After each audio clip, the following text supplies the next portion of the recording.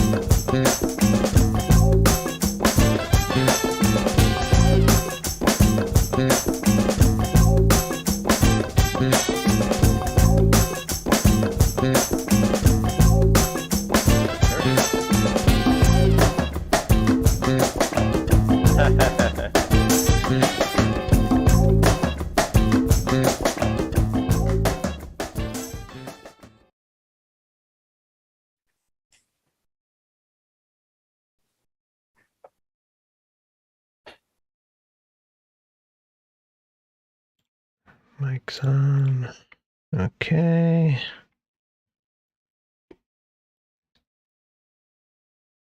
Hello, everybody, and welcome back to Forever Conscious Research Channel.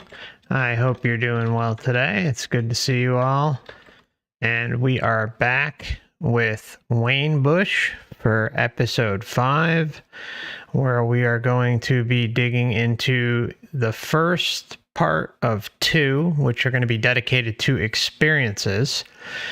And we're going to be going over things like pre-birth memories, past life regressions, life between lives, psychic mediums, remote viewing. And then in part 2, which is for the moment scheduled for next Saturday, the 19th of February 2022. And that segment will get into NDEs, OBEs, DMT, aliens, interdimensional entities, things like that. So I would like to welcome back a good friend of the show, Mr. Wayne Bush. How are you doing today, my friend? It's great to have you. I'm great. I'm excited to get these last few episodes done. And like you said, we're going to be diving into the experiences, all kinds of them. And then after that, we're going to do a show on the solutions and the possible alternative afterlives. So Great. It's going to be great. Yeah, we got a lot of packed information ahead of us. No doubt. So some of the books we're going to be covering today, I've actually got a few of them here, but Life Before Life by Helen Wambach. See if I can find that one. Seemed to run away from me. I don't know what happened. Oh, here it is. No worries. Take your time. Life Before Life. And then Life Between Life by Joel Witten. Life After Life. I've had these books for like 25, 30 years. Yeah, you can see the age on those. Yeah. Life After Life by Raymond Moody. Nice. 20 Cases Suggestive Reincarnation by Ian Stevenson. I got the Kindle for that one. Great book. You've Been Here Before by Edith Fiore. And then another Kindle one is Cosmic Cradle by Elizabeth Carmen, Neil Carmen, and Bernie Siegel. And then Conversations with the Spirit Between Death and Life by Dolores Cannon.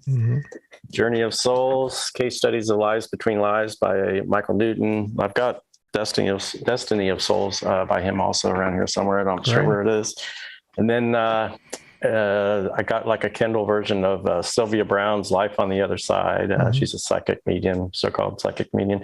And then next week, we're going to get into a whole different set of topics and books. So yeah, it should be great. There's another one, Ruth Montgomery's Here and Hereafter. Okay. And then this one, I don't think I ever read that one.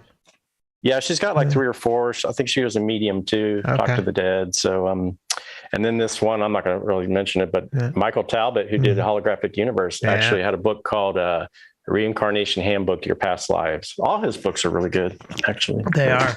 I mean, the Holographic Universe book was a total game changer for me. Total game changer. Yeah. So next week we're going to be talking, where some of the books will be like The Ultimate Journey by Robert Monroe. He's got like a whole trilogy, but that's all good. And then Adventures in the Afterlife by William Buellman. He's got a few great ones too.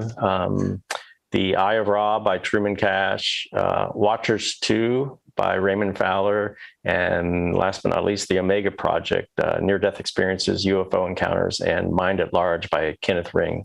So I highly recommend, checking out those books. They're a gold mine of information, and not necessarily as advice to take, but I do feel they more or less outline the process that happens if one does go to the light, right? So I mean, that's the whole point, is to try and help anyone out there who's kind of on the fence, still looking into it, or just needs to get some added information. They're great resources. They're perfect to kind of cement the case for the whole bullshit going on. And we can find those titles of those books on your website, right, Wayne? Yeah. I got a little write-up right now on the front, on the head page, or it's up somewhere near the top, where I mention all those books. That's trickedbythelight.com. Yeah, trickedbythelight.com. That's correct. And we're going to, get into other experiences that we pull off of YouTube and, like emails and things like that. It's not just books, but it's a good starting place for sure. Great. And just so everyone knows, the link to Wayne's website is in the chat, and it's also in the description tab. And just quickly, I meant to ask you this before. Were you doing show notes for this episode too? Yeah. I can do that. All right. Then I'll be sure to include that and update that on the description whenever that's ready. If you want to. You don't have to. I mean, it's just curious. Yeah, we'll see. There's a lot of quotes from books, so I don't want to don't worry about it. So anyway, it kind of seems to me that these so-called counselors and guides are the spirits, or they're the ones that maybe need to learn. It's when we take control of our own sovereignty and stop being led around and giving our power away to external authorities that we can truly advance to the deeper levels. I mean, I can think of a few things I would enjoy less than having a so-called council of elders suggesting how I could have lived my life better and going over every excruciating detail. I mean, I hated going to school, being forced to go to school, and I despise authority figures that tell us what we can and can't do and how to live our lives. I mean, it almost sounds like a hell to me. But 100%. Yeah. So as I read the details from these books about the guides and counselors and councils and these, ascended masters, whatever names they want to, attach to them, I'm in no way, shape, or form endorsing that anyone should aspire to do these things or saying that we have to. I'm just warning you of what might occur if you buy into these tactics. And I'm emphasizing the need to avoid putting ourselves in these situations. In fact, there are much better worlds where kindness and cooperation are the way souls can live or evolve, if you will. And we can learn instead through kindness and joy rather than torture our avatars and other avatars. We have all eternity, so why not enjoy ourselves while we pass the so-called time? The guides will say Earth is the fast track to learning your lessons and growing spiritually, but don't listen to them. So these alleged advanced souls or guides actually create a world, a need for worlds of suffering so they can be guides or masters to feed their Messiah complex. They're like deep underwater fish luring souls to be devoured by their proselytizing. I mean, there could be a whole society of light beings. Imagine this, the whole society of light beings who choose to live blissfully unaware that there are counselors who are like salesmen or farmers that are sending sacrificial souls to Earth in order to keep their standard of living. Much like many people in America are okay with, sacrificing soldiers to war just to keep the price of gasoline low, or, people that are okay with farmers and butchers and stuff, they go out and do the dirty work of killing animals and packaging the meat and stuff, so that, we can get our source of food. So it's like with the axiom, as above, so below, it could also be happening on the next level, on the astral plane where people die. So one thing I want to... It is.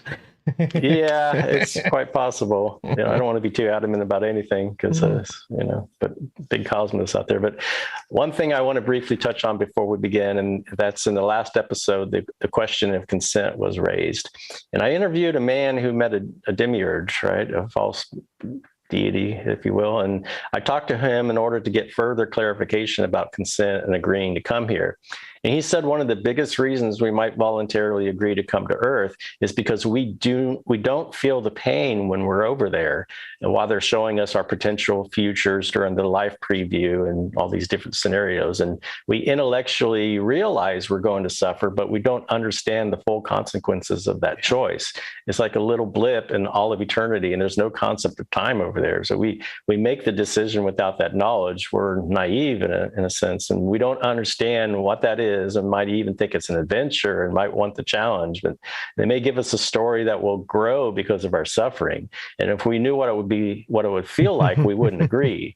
Those beings, such as the demiurge, believe what they're telling us too, and they know they have all these volunteers because they're obviously getting something out of it, and they're getting the loosh, and we're getting the experience. And we keep coming here because we think it's better, maybe enlightenment or a climactic moment like the end of an era or a transition to a better time, and we want to be a part of it.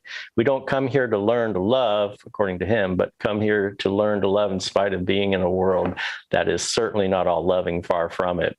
And coming here is a dumb deal to make. It's a bad decision to make. And they do the mind wipe because nobody would come here if they remembered the suffering.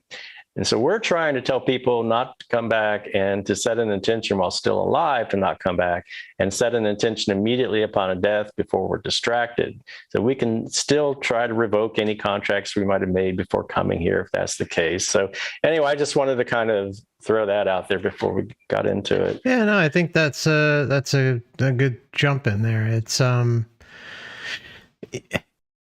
yeah, I mean, if we didn't know what pain and suffering and, you know, I'll even say probably love, then that's something that, you know, like you said, we would go into this situation ignorant, not knowing, and then we experience it, and then we kind of get sucked into the system on top of it. So yeah, it's I think we all consented initially and then just got lost. You know, when during his near-death experience, you know, which is a topic for next week, but I'll throw it out there since it kind of relates to what you just said, that one of the questions he was asked was, did you learn enough about love?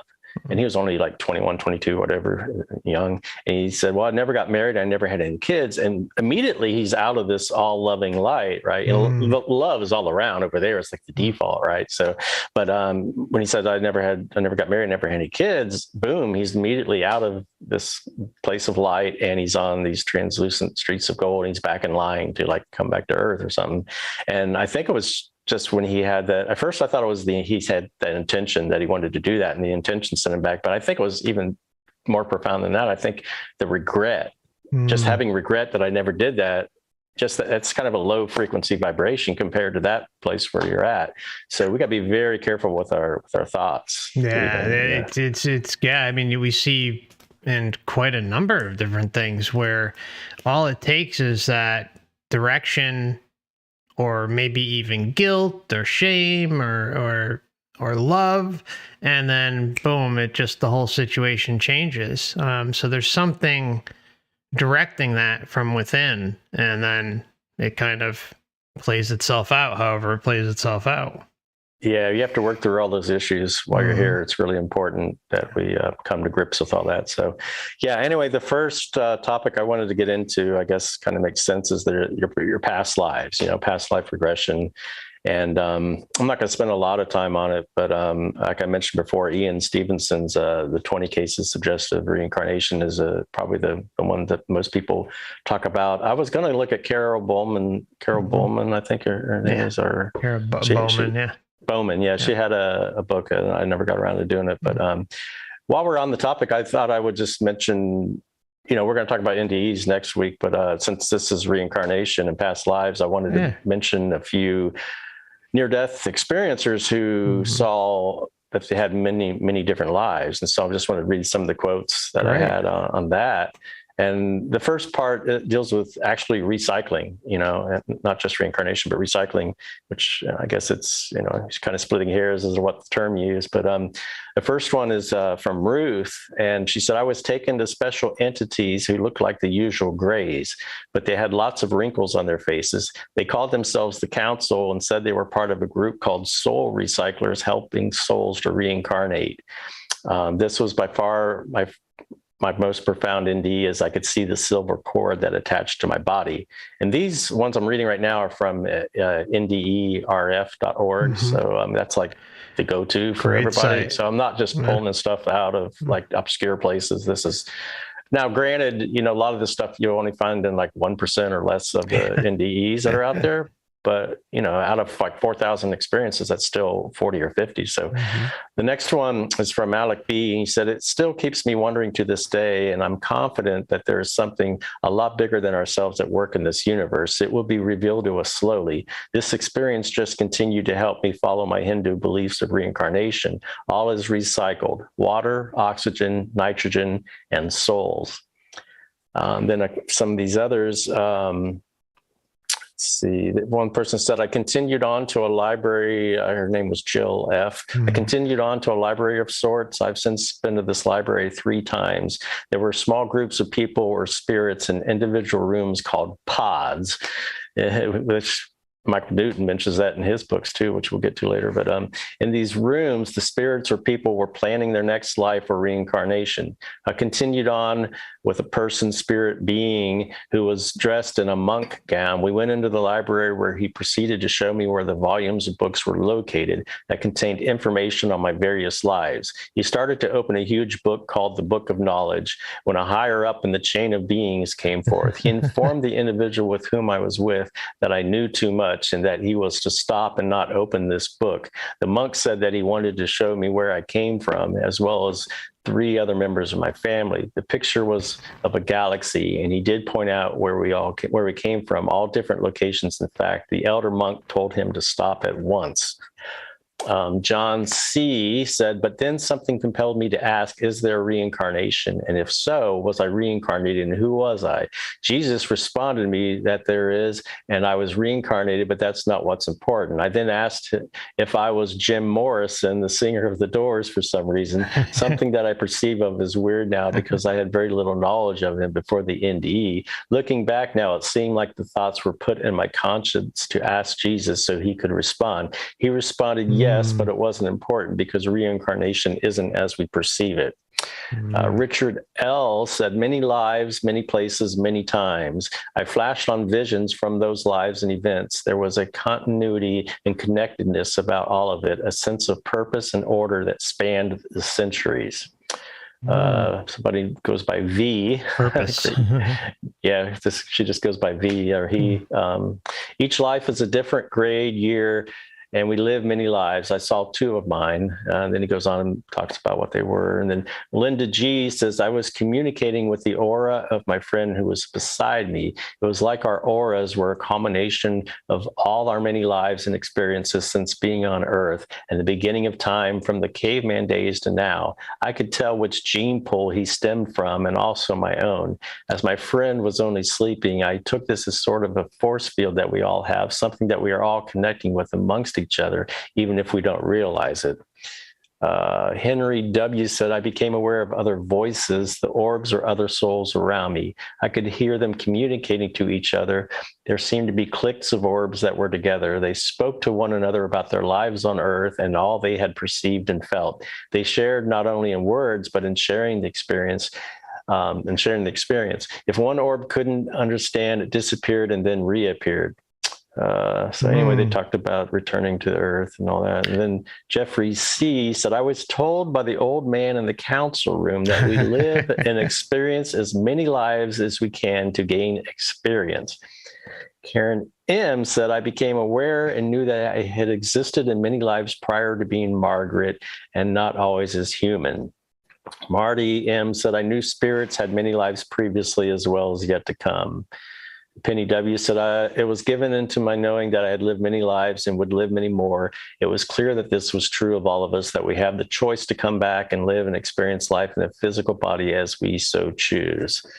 So there's just so many of them. It's with a little slight manipulation.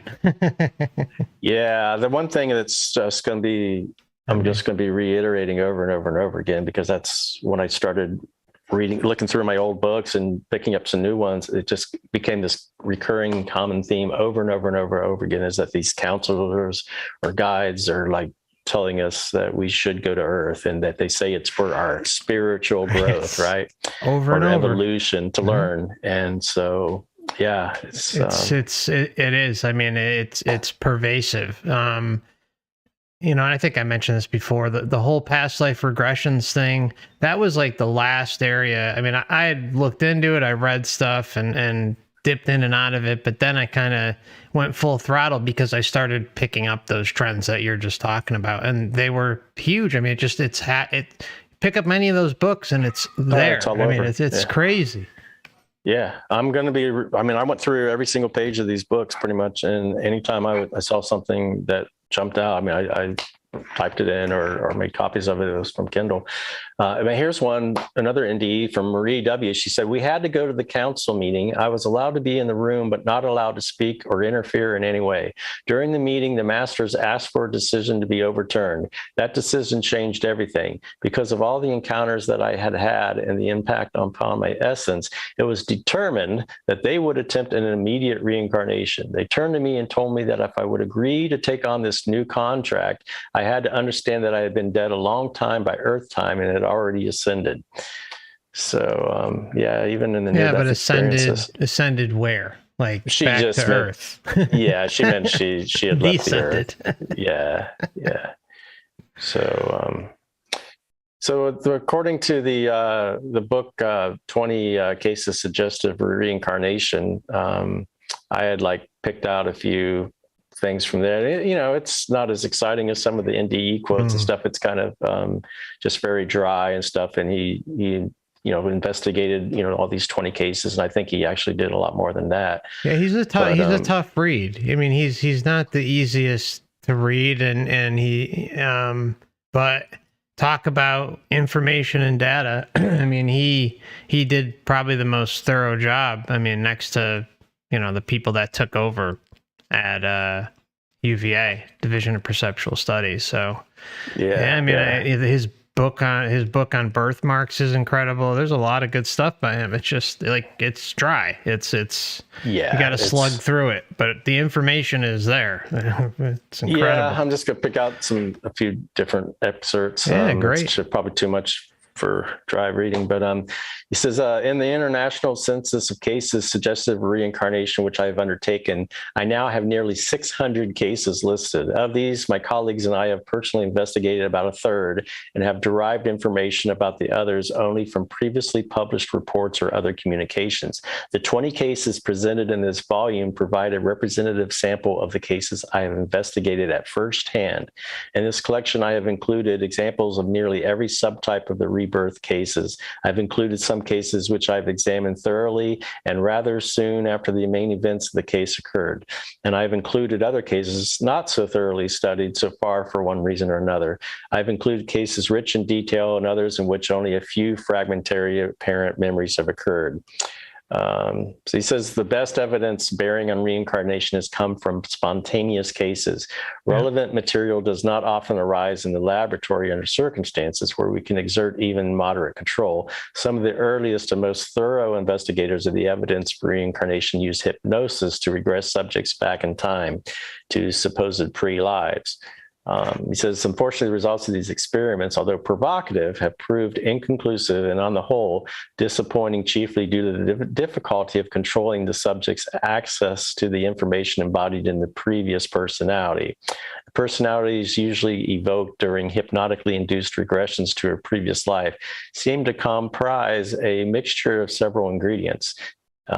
This may include the subject's current personality, his expectations of what he thinks the hypnotist wants, his fantasies of what he thinks his previous life ought to have been, and also perhaps elements derived paranormally.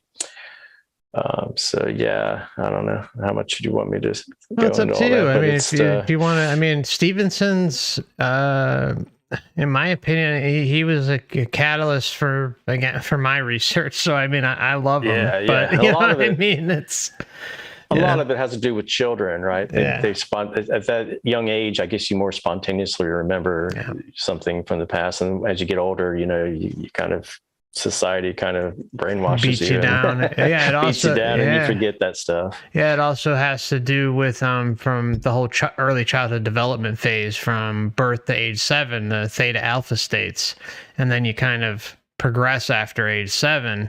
But I mean, really, like the sweet spot for children spitting out memories randomly is like what, 2.5, 3 to 5. Maybe 6. It's kind of a very small window. You could go as far as 7, but after that, that's it. It's just, I was talking to Cam, who is in a chat room that we talk in once in a while, and he had asked something about, actually he was asking about another thing, but I had brought up this thing with Sorry, I'm having a brain fart. With reincarnation cases where they'll record a case from a child, and if it's got a lot of merit, a lot of times, since it's the division of perceptual studies been around so long, they'll come back and check in with the child in their late teens, early 20s, and most of the time nothing. Just the whole thing is going on. They don't even think about it. They're living their life, doing whatever they're doing. It's Isn't that something? Yep. Yeah, so he's got this paragraph that's kind of interesting. It's titled Characteristics of the Identification in Cases Suggestive of Reincarnation. He says, first, the child or adult, less often, claims or his behavior suggests a continuity of his personality with that of another person who has died. As already mentioned, in a few cases, the identification with the previous personality becomes so strong that the child rejects the name given him by his present parents and tries to force them to use the previous name. But in most cases, the subject experiences the previous self as continuous with his present personality, not as substituting for it. The substitutive kind of identification does, however, occur occasionally in spontaneous cases suggestive of rebirth, and occurs usually in hypnotically induced regressions and nearly always in mediumistic trances. It also occurs more or less in ordinary cases of multiple personality without claim to a previous life. So, that's amazing that they just want to be called that same name even. That's and a lot of the parents are threatened by it, but if a child is lucky enough, see, in the East, this, in the East it's more prevalent and it's more run-of-the-mill standard, but in the States, this whole super materialistic society that's going on has, it makes the children feel just imagine you're a child having these memories and your parents are telling you, oh, you're crazy, you're this, you're that, you're just making things up or whatever they're saying. I think that's, I was just gonna say, I think that's one of the ways they identify the next Buddha or the next Dalai Lama is because they have like previous possessions of like the Dalai Lama or something like that, and then they bring a child in, and the child should gravitate to those possessions, and so I remember they were going around the villages and the houses, and they brought the possessions, But you're right about the East because Hindus and Buddhists they believe in the wheel of karma or the wheel of rebirth, which is reincarnation. So I can't imagine. But I mean, there are these parents out there who are receptive. They listen to it and then they run with it. And they might, if they're really lucky enough, they might reach out to a place like the University of Virginia and get a case involved, and then find out all sorts of stuff. So. That's where Edgar Casey and all that stuff is at, right? Is in that area, Virginia Beach, or Casey's somewhere in Virginia Beach. He was in Virginia Beach. Yeah, he did a lot about the past lives and stuff too. Yeah, so I didn't bring him into this, but it's all right. Yeah, but UVA Division of Perceptual Studies was actually started by Stevenson. And he got a big grant from, I think, the Xerox guy, like the CEO of Xerox or the inventor of the Xerox, gave him like $1 million thing for the division. They built it, and then when he passed, it was, it still grew, and now it's really awesome website. A lot of good stuff there. A lot of great research. I'm sure you heard of Jim Tucker, right? Dr. Jim Tucker. Yeah. He works there. Yeah. Yeah, that was another one I was going to buy. I just didn't get around to doing those. I'd like to get him on for a talk. Yeah, that would be really interesting. He knows so much about all that. So anyway, in his concluding remarks, he says, in 1960, I concluded my review of cases suggestive of reincarnation without opting firmly for any one theory as explanatory of all the cases. I still hold to this general position. We may find some cases we can best explain as due to fraud, cryptomnesia, or extrasensory perception with personation. For other cases, we may favor survivalist explanations such as possession or reincarnation. So far as we concern ourselves with evidence for survival, we are not obliged to suppose that every case suggestive of reincarnation needs to be explained as an instance of it. He's even looking into like, fraudulent possibilities and all that kind of stuff. I mean, he's like done a really extensive study of all this stuff. So even I think I remember Tucker actually saying that Stevenson was so thorough and so if a child did not reach, I don't know how many points it was. It was like I don't know, at least 10 or 12, but don't even quote me. I could be completely wrong. Certain points, then he would just throw it out. Boxes. Yeah. And I think Tucker said something like they have all these cases that were strong cases, but because Ian Stevenson's, well, he was so rigorous. Hooked on the rigorous on the science aspect of things, and he didn't want to be shot down. He wanted to be taken seriously, and of course, we all know, he was taken seriously among people who looked into this stuff, but he was still, considering everything he did and the way he went about it, it should have gotten much more recognition, but welcome to materialism. So. Right.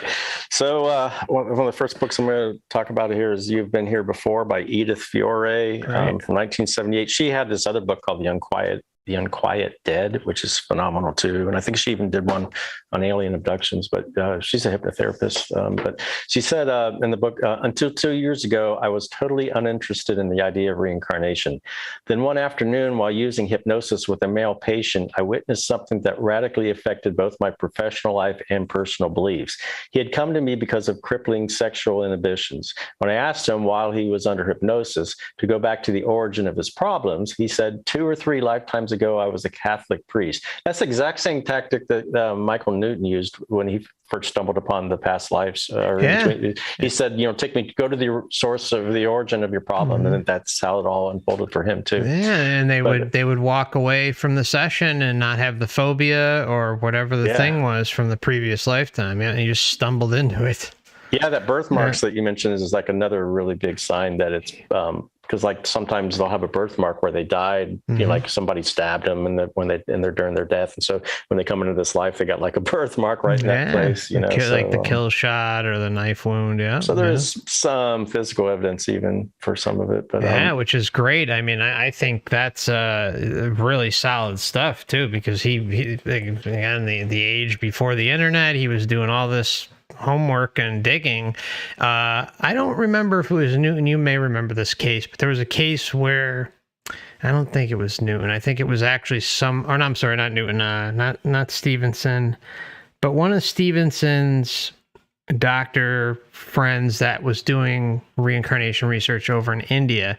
And one of the children actually, I think, solved her. Oh, actually, no, she solved her own murder. Did you hear about that case? Yeah, I'm trying to think of the name. It's kind of escaping me right now. I don't remember. It's like the case of with a D or something. Murphy. Was that the one? The Murphy, Bridie Murphy or something? It's been a while. That one. There was like this famous case of I want to say Bridie Murphy. It's been like 30 years since I read this stuff. But anyways, you continue on. He said, I was a Catholic priest. And he says, several months later, I treated a patient who worked as a social director on a cruise liner. She was very eager to solve 2 problems she had had for years. The first was the dangerously strong impulse she would experience to jump overboard. And the other, paradoxically, was an irrational fear of getting lost at sea. Under hypnosis, she found herself as a small Norwegian boy Sven on his father's boat, being urged to jump as the boat crashed onto rocks. He disobeyed his father and drowned. During that same session, she found herself in 2 other lifetimes, one as a fisherman, the other as a sailor, both lost at sea, both eventually drowning. Another opportunity to explore this area arose when the patient asked me to help her overcome her phobias of snakes. After combing back through her life under hypnosis and finding nothing to explain her fears, I tried a hunch. I asked her if she had had an encounter with snakes before she was born. She saw herself as a 15-year-old Aztec girl in front of a pyramid, watching priests dancing with poisonous snakes in their mouths. She trembled with emotion and reported the bizarre rites in vivid detail. Returned to present, but still deeply hypnotized, she puzzled about what she had just experienced. She asked who she'd been. She was quite distressed and stated vehemently, I don't believe all that stuff. Here was a person who definitely rejected reincarnation, but who had just relived a lifetime that took place 400 years ago. After that session, I began to routinely use regression into past lives whenever under hypnosis. The patient's subconscious mind indicated that the origin of a problem might be found in a previous existence. So, yeah, that's a pretty interesting one there. Yeah, and there's so much out there for hypnotherapists to be able to identify that, and it happens. I mean, if you got phobias, you can give it a try. This is not medical advice. You should consult your local physician, but if you want to take a swing at getting some phobias or deep fears, whatever the case may be, consider getting a hypnotherapist or regression therapist. Yes, you can even go into between lives and get all kinds of answers. So the other thing she had mentioned, I found interesting in the book, she said almost all people dying under hypnosis use the word floating to describe the immediately bodily sensations after death. They feel themselves rising, and this is 1978, they feel themselves rising into the air and viewing the scene below. They report hearing loud noises, ringing, buzzing, celestial music. A few have experienced going through a tunnel with a light at the other end. Almost universally, patients report being alone in the spirit state immediately after death. After the sensation of floating, often within a few seconds, the presence of spiritual guides or a guardian angel is felt. Many experience them as a bright light, but a light with a benign, loving essence there to help. Sometimes the transition is aided by more definitive entities.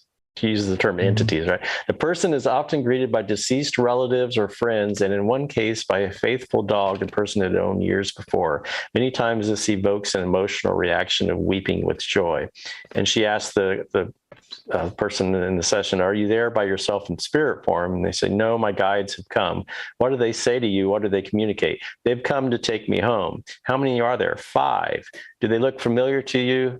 Yes, of course. Why is that? Because they're my guides. They're always there when I come home. Is anybody else there? Yes, my parents. Do they communicate with you? Yes, they let me know that they don't have any more pain.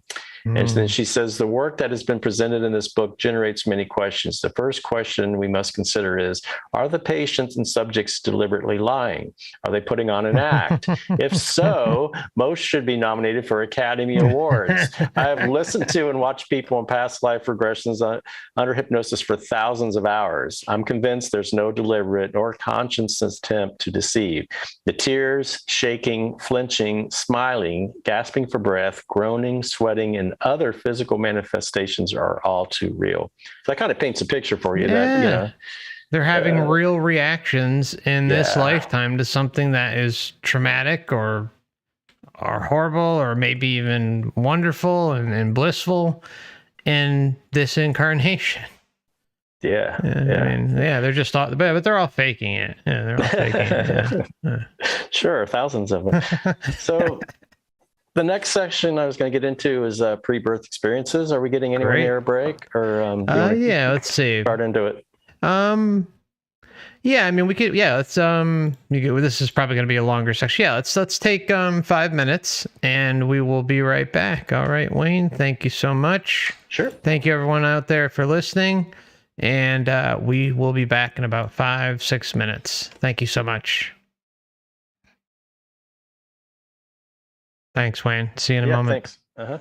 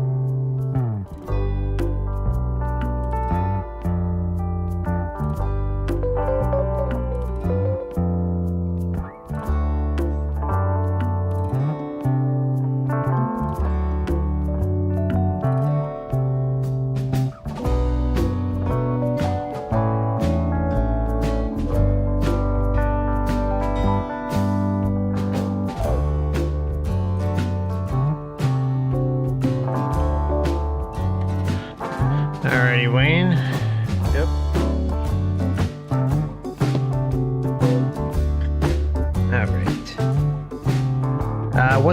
Do you know what the section is after pre-birth memories? Life between lives. Okay. Yeah, they're both going to be long ones. Yeah, we might want to take a break in between each one. That'll be pretty much the end of it. I mean, other than remote viewing, which is just a short one. Nothing. Yeah, I'm not going to talk about those dudes much. All right, cool. All right, we're going to go back into it. Okay. 5, 4, 3, 2, 1. All righty. Welcome back, my friends. Thank you for your patience, and thank you, Wayne. And okay, so we are going to continue on and move into pre-birth memories. This is one of my favorites. Yeah, there's some really interesting ones in here.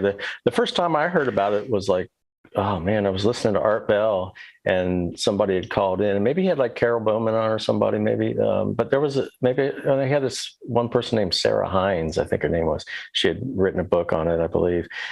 And then he was taking calls, and then like a couple of callers called in, and one person had this memory, like when she was a little girl, she told her mom that the first time I was washed away. And so she found out that like her mom had an abortion or something like that. And there was like another caller. But anyway, yeah, some really fascinating stuff in this area. Yeah, did you see, I think I sent you the video of that guy Christian who basically aborted himself twice and from the womb, and has recollections of, I think it was twice. And then the third time he finally, he's here in this incarnation. Yeah, isn't that something? Yeah. Oh. So just wanted to mention on the past life stuff, and even some of the pre-birth is through hypnotherapy, but it's more so in the spontaneous memories than people seem to have. But there is sometimes they get it through hypnotherapy. But the hypnotherapy is prone to many shortcomings, and I don't think anywhere near as trustworthy as say like data that's compiled from near-death experiences. And because the hypnotherapist oftentimes it could lead the subject on with leading questions, which might suggest the answer they're looking for, and a few of them, maybe they've got like an ulterior motive, so to write a book compared to like all these thousands and thousands of individual experiencers out there, so. That's the big one, is that, you throw away all of the popular ones, even though there's the data patterns are there. But there's you look at a pre-birth memory video on YouTube, let's say, and you'll see comment after comment after comment of people sharing theirs. Yes. They don't have anything to gain. They don't even have one video on their channel. And, they're sharing a very detailed, message of what they've experienced. You're always going to have frauds no matter where you go. That's just part of it. I actually got one that I pulled off of YouTube and included a few of the comments of people where they were saying basically the same thing. And so what you said is spot on. So I've actually received a couple emails of pre-birth experience memories, and one was from a man named Lars in Germany who remembers choosing a role before he came to Earth, and he wrote, quote, since I was born, physically prior to that, I can remember the state I was in. I remember a place, people, things, and most importantly, a kind of decision that was requested from everyone who came to this Earth world, and that was to decide the factors by which we start living, like parents, gender, and what I want to be, like a worksman, a leader, a hero, a villain, whatever. Eventually I said without hesitation, I want to be a hero. And the voice said, fine, you be the hero then. Then I was born. I also know that my mission is to tell people the truth, and that I was warned that resistance is big and there will be a lot of it. Mm-hmm. That's pretty common that they're told that there's going to be a lot of, it's not going to be easy. There's going to be a lot of resistance. And that's another one. So another woman who wrote me from Seattle remembers being killed in her last life. And she wrote, I believe you're pretty much right on with your conclusions. I wanted to share my pre-birth experience, which includes a memory of my most recent past life and my first memory from this one. I was murdered. After I blacked out or died, I remembered waking up in a gray metallic looking room with garish hospital-like light coming from everywhere. I was lying or something on a steel slab and was surrounded by stereotypical gray aliens. I was mortified. I'd just been murdered, so I went from a nightmare to a hell. I remember putting up a strong fight, kicking, biting, throwing punches at everything, then blacking out again. The next thing I remember is being in a toddler's body and being carried by human-looking entities. They were tall, blonde, and very beautiful. I can only describe them as looking like the drawings people have made of Nordic aliens. When I first saw Game of Thrones, I noticed they resembled the Targaryens. I don't know if I said that right, but however, I was still afraid and knew intuitively that this was a disguise and these were the same beings. They seemed agitated with me, like I had caused problems, and were very stoic and quiet. I then remembered being shown a panoramic view of the Earth, like something you see at NASA's website. The very next thing I knew, someone was stuffing me into a frilly little yellow dress and white booties. I know that this was a memory from early infancy. I asked my mother how I was dressed when I was brought home from the hospital. She told me I was dressed in a lacy yellow dress and matching yellow and white booties that someone in my father's family had knitted for me before I was born. There's no way I could have known this, as there weren't any photos taken of me that day, or none of my knowledge, and I was never told by anyone what I was wearing. I actually corresponded with her through email, and I found out later that when she was murdered, she said that she believes she was murdered by God, I can't remember the guy's name. He's like a serial killer, Ted Bundy. Yeah. Anyway, another just aside there. Some near-death experiencers even saw aliens and stated the being light could shapeshift and take any form desired, ostensibly for the purposes of making the soul feel more comfortable. But once the possibility of deception is possible, even when they claim to have telepathy and access to all knowledge, then how can we really be sure of anything?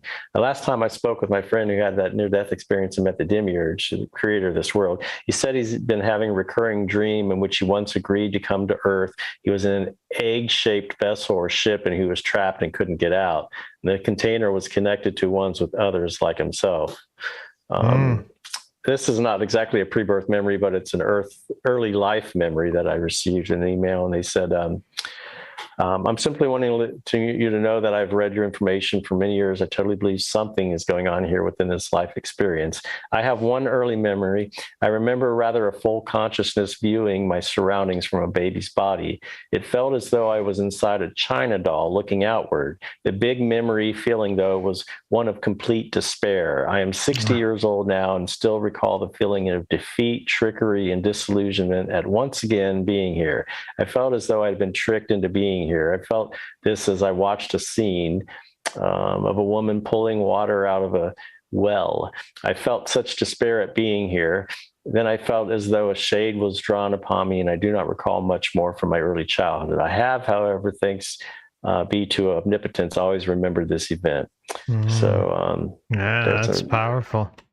Yeah. I sent you the video of Harold, who was in the car sharing his pre-birth memory.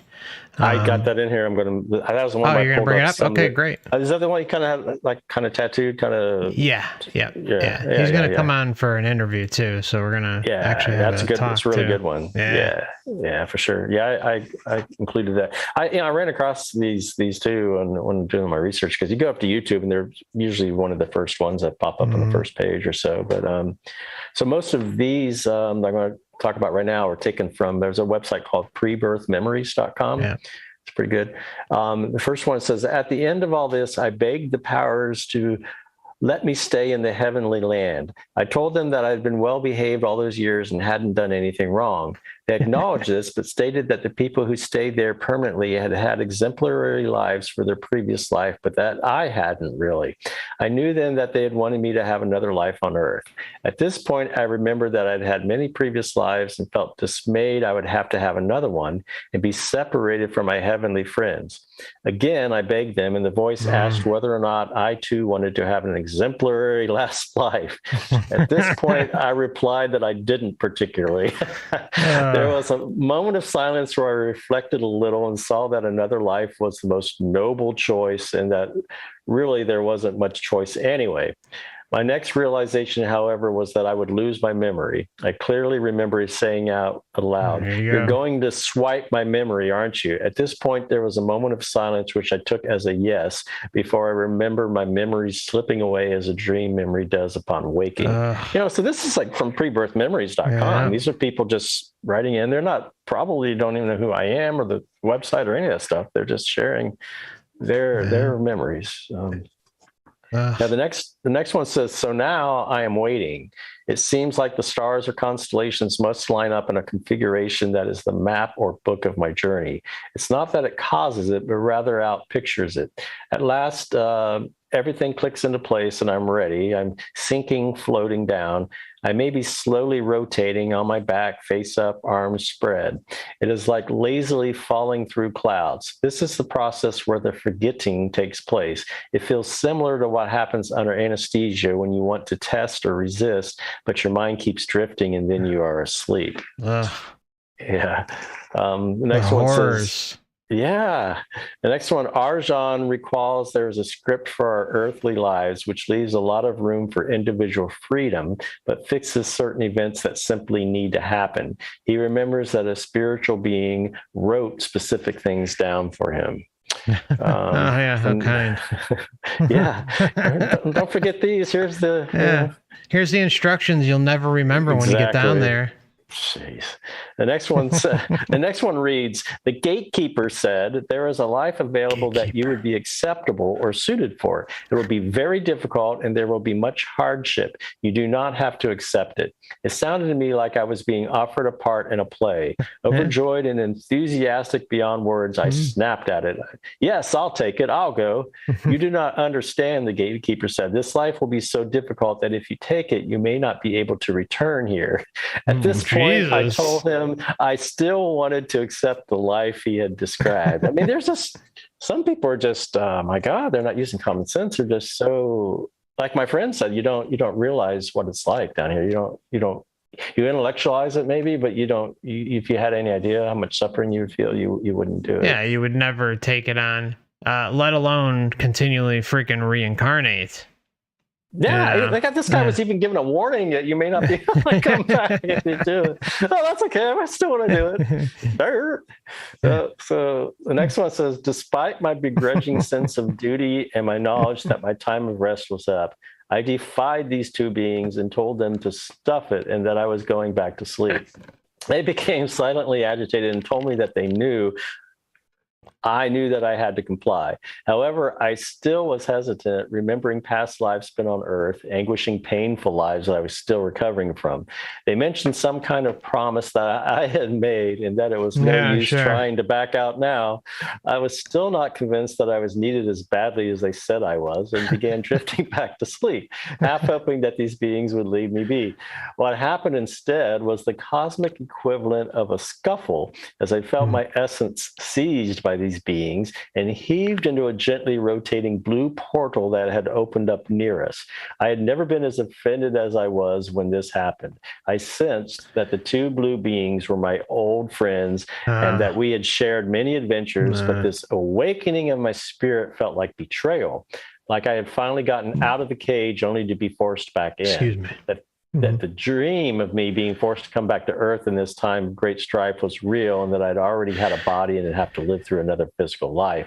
Another wave of resentment came over me as a blast of unimaginable cold and harsh artificial light hit my face. At this point, the shock basically cut all thought, and I became, for all intents and purposes, a human body complete with memory wipe and material needs. Sounds awesome. Yeah, they're using terminology like memory wipe in here. I mean, isn't it something? Yeah. Man, it's just, I mean, the pre-birth memories are pretty much the only area where we see pushback. I mean, there's a little bit in NDEs, but not much. I mean, it's almost nothing. But with the pre-birth memories, they know something's cooking. They know something's wrong. And yet, they have some freaky loyalty to something else or perceived agreement, but they also know something's wrong, and yet they come here. I Oh, go.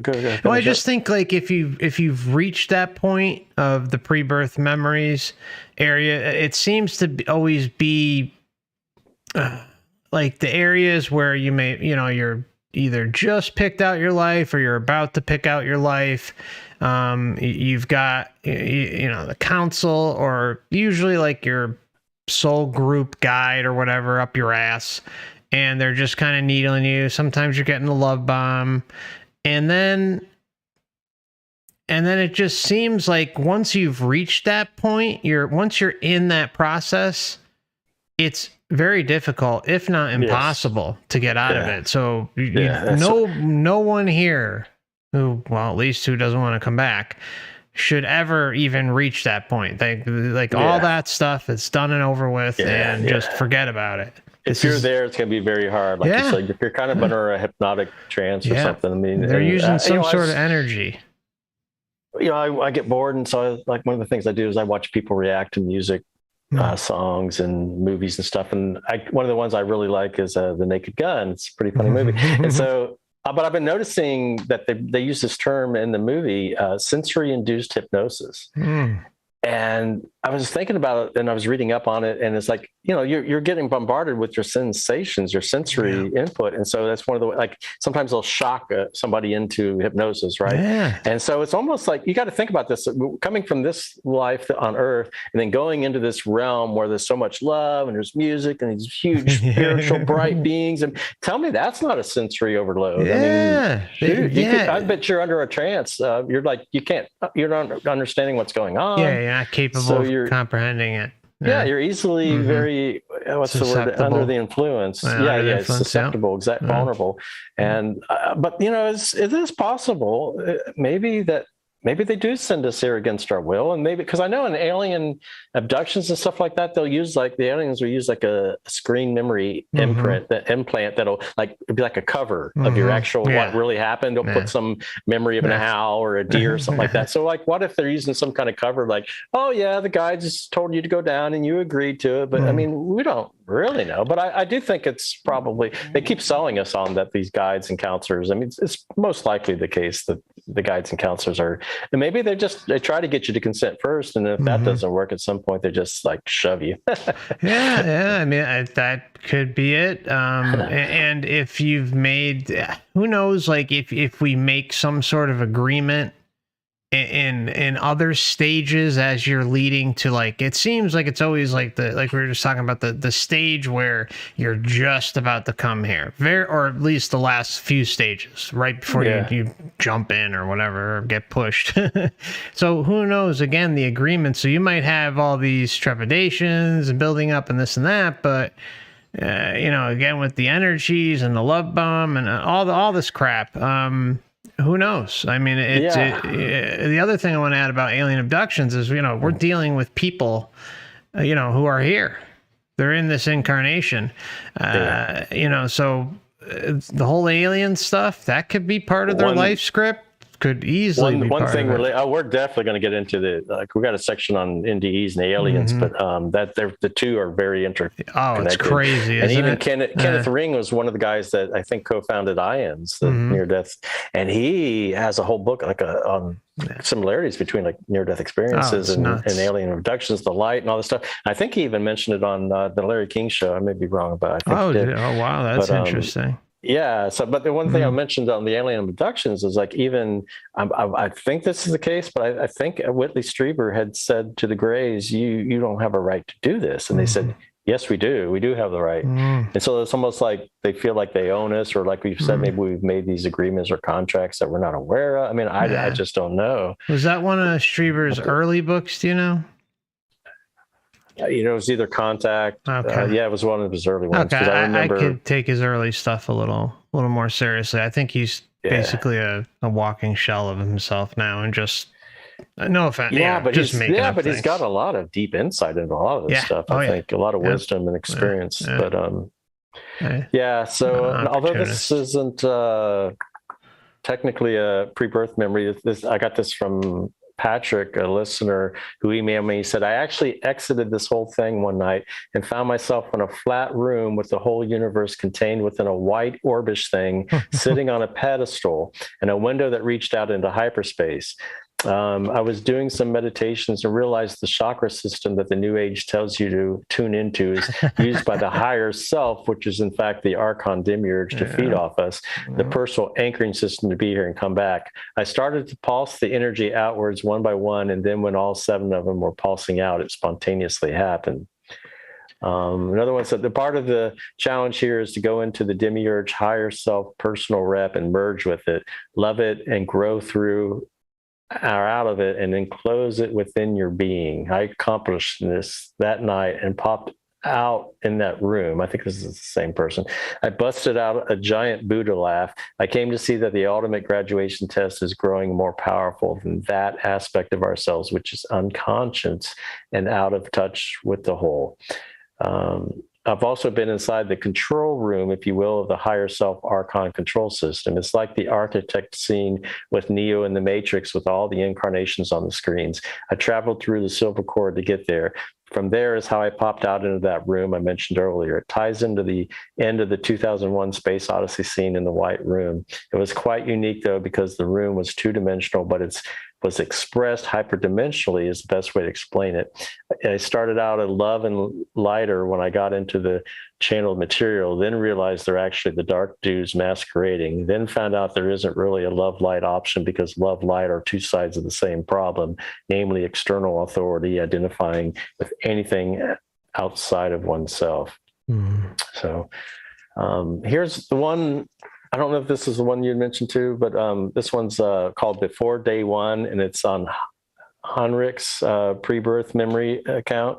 He said, I found myself in a place with what I call guides, and these guides were directing me kind of to Earth, and it seemed like it was a mission of some kind. And these beings, one can interpret them as angels, and this is pretty much what I used to believe in to some degree. I still might believe that it seemed like they were doing the work of some type of higher power. Certainly, they were kind of just following orders, like it seemed like they had a limited amount that they could do, maybe to make me more comfortable or to affect my life, like maybe I had a certain amount of choices that were in their control to accept or deny, something like that. But it felt like there was a higher power somewhere.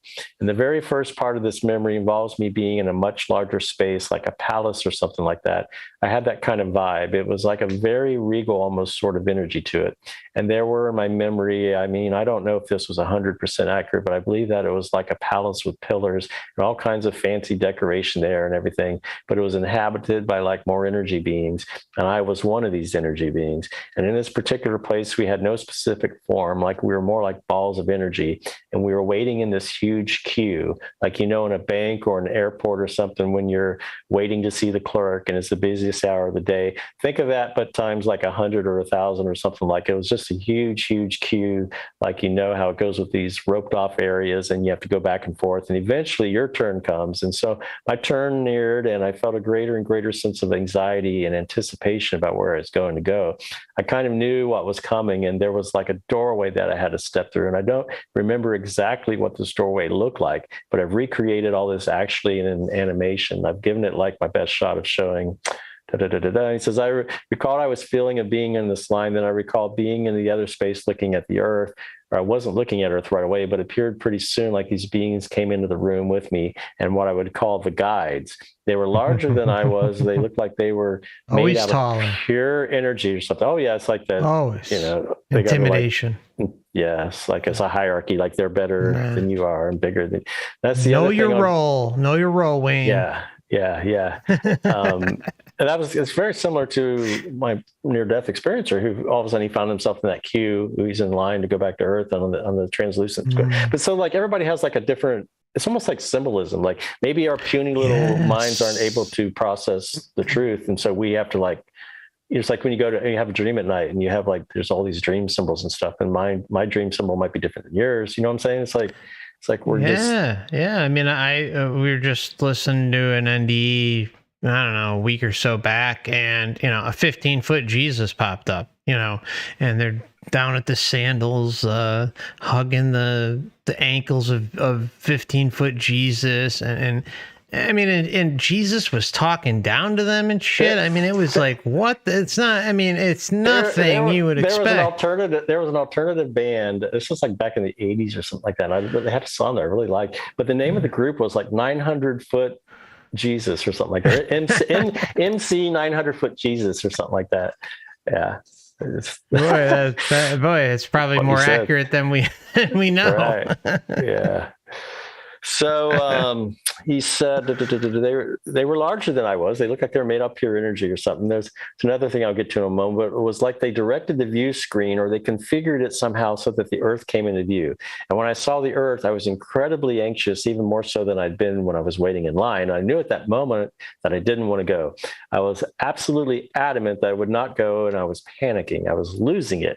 And so these guide beings, they started wondering what's wrong with this kid or something. I don't know if they were taking pity or what, but they became very kind of disconcerted by my reaction. And so they went and talked amongst themselves in the corner or off somewhere a little bit out of my earshot, maybe, if you could call it that. But yeah, it was different. I don't know how much I remember about it. He said, and so the main guide, which was, he was more blue energy or had like a blue aura to him. He came back and gave me the news or the verdict or whatever the conclusion that they had come to. So I could get this conclusion. He said, I'll talk about what I'm saying about what they look like. It could vary a little bit.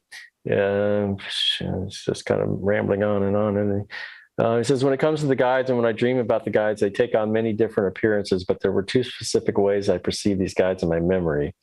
They were either completely light-colored, light, sparkling, and varying colors, or they seemed more solid and humanoid. Either way, they were humanoid. He said they could also appear as something more akin to like aliens, and so that had me perplexed for a while. Here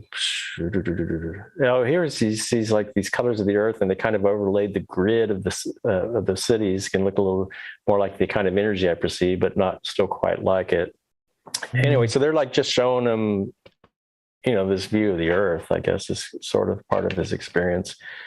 But yeah, once again, you get the guides. All these stories are just replete with guides and counselors and angels and Jesus and all these so-called ascended beings, right? Or beings that are so-called better than we are. Mm-hmm. They've all got great advice for us. Oh, so great. And they love us so much that they want to send us down to Earth. Yeah. I mean, they love you. Jeebus loves you. Jeebus. The Jeebus. Well, we're going to when we get into some of these other books, just over and over, especially I think the Cosmic Cradle and whatnot. But they just keep saying that it's for your spiritual growth. Here's the one I think you said. Yeah. Pre-birth memories. Earth was a black mass of pure evil. Yeah, actually, Harold's in the chat right now. Is that Harold? Okay, yeah, this is a really good one. Yeah. He said, I decided to make this video finally about the pre-birth experience. And I'm doing it because I'm sitting in traffic and I'm bored, so I don't even know where to start, honestly. But he says, I feel like the story does need to get out. I feel the whole reason is to tell people about it. He said, this is how it started for me. I started off and I was, like I wanted to say, a ball of energy, and I was floating around and I was experiencing pure bliss. It's the best feeling you can ever imagine. And he says, one thing I don't hear people mention is that I had a body and I didn't at the same time. I was like a baby, a teenager, and an elderly person all at the same time. He says, but I was just kind of floating around, flying around, just feeling so good. And then I felt something like calling me over behind me, like, turn around, fly over here. I was being beckoned. Somebody was talking to me telepathically. I turned around and I saw three beings, three of them. I saw it was a womanly figure and two males standing next to her side by side. I couldn't really see their faces, but they were just wearing, I would want to say, white robes, and couldn't see her face. It was just light. And I could see her hair. She was a brunette, and they were telling me to come down. And instantly I knew what was happening. I knew that they were going to send me here, and I didn't want to come at all. I didn't want to be here. I was like, nope. I remember fighting it really bad. Like, no, I don't want to go. I don't want to go. And I was flying around a little more, just like, when you're trying to tell your kid to go clean their room and they're just like trying to have fun before they go. And that's what I was doing. I was like, no, I don't want to go to this place. And I was doing that. I was kind of looking over to where I was going to go, Earth. And man, that was the first moment of fear that came over me. I was scared because I knew this place was going to be bad. I didn't want to be here for sure. Compared to that, I didn't want to be here. And I was fighting it and got to the point where I was going to go. I had no choice, and they were letting me know that. You're going to be okay. You're going to be okay. You're just going to just come on down. Poor Harold. Yeah, no shit. And so, and before I went down again, I turned around, I saw them, and it looked like it was a pool of water, and covering it was a big awning, like old, I want to say like a column. They were like columns, white columns, like in the Greek columns, they're real defined, and they were just beautiful, and it was just covering this pool. And they were standing by the water, and I didn't want to go into that water. I knew what it meant. So they beckoned me over. And at this point I was fighting it. I had no choice. I was being pulled into the water, and I got to the water, and I was petrified. I knew what was going to happen. They were going to, so he said, please, if I'm going to go, can you please let me remember this place? I want to remember. And so they kept reassuring me. They allowed me to remember, but they were allowing me to remember. And as I got that confirmation, they were going to allow me to remember. I was okay with going. And they gave him a choice of what life he wanted to live. And he could have been rich, famous, which would have been really easy, but his memory of heaven would have been gone, basically. So he had to live a more difficult life here. To remember that place, that was the deal. And I wanted that deal because I wanted to remember it. It was that important to me. The short amount of time that I'd be here, it's totally worth it to remember a place like this, because I have this understanding now, and it's priceless. So, it was interesting that he kind of cut that deal with him. You can bargain with him, evidently, but there's always a price to pay, right? Yeah, I mean, I think basically, from my understanding, he was given that deal to have a more chill life, more successful life, and then boom, he made the deal because he wanted to have that memory. And Harold, I'll put this out there, man. Of course, this is just complete speculation, but I think that something inside you knew something was not right, and that you took advantage of that situation. That you may suffer a little bit more when you come down here, but you kind of reached them. Just tremendous love for these beings, and that the love you feel for these people is something you can't put into words. And you think about you love your child or whatever, but it's like it's way much more than that. But he said he remembered looking at the place he was going to go, Earth, and he said it's ugly. I just remember looking like a black bubbling mass of just pure evil, and I was petrified. I just knew this was going to be tough. I knew this place was going to be dark, and I knew this place needed work, and I just knew I didn't want to go. So he said, I chose my life. I chose my mom. I do know that. I chose the family I wanted. I chose the body. I chose how I wanted to look. I chose a lot of things. There's a lot of things that you get to choose before you come here. I don't know if we all choose these things. I really don't, but remember choosing them myself. And I remember being sucked down. And at this point I was gone. I remember being sucked down into this like tube, and the fear came over me right then and there. When I started getting sucked down in this tube, and the further I went down, the memory started to fade of that place of heaven. It started to go away slowly. And I remember just being really tired. And so he said, I remember a vision, when you close your eyes and you look at a light, like maybe the sun, and you can see I think he said flesh color. So I remember seeing that, and I'll say I was inside the womb, and I felt claustrophobic. I felt it. I was inside of a body now, and I was extremely uncomfortable. I felt like I was suffocating. I had to get out. I was like, remember, just like I'm going to be pushing against the wall, whatever, the womb. I was just pushing and pushing, and that is the last thing I remember from that.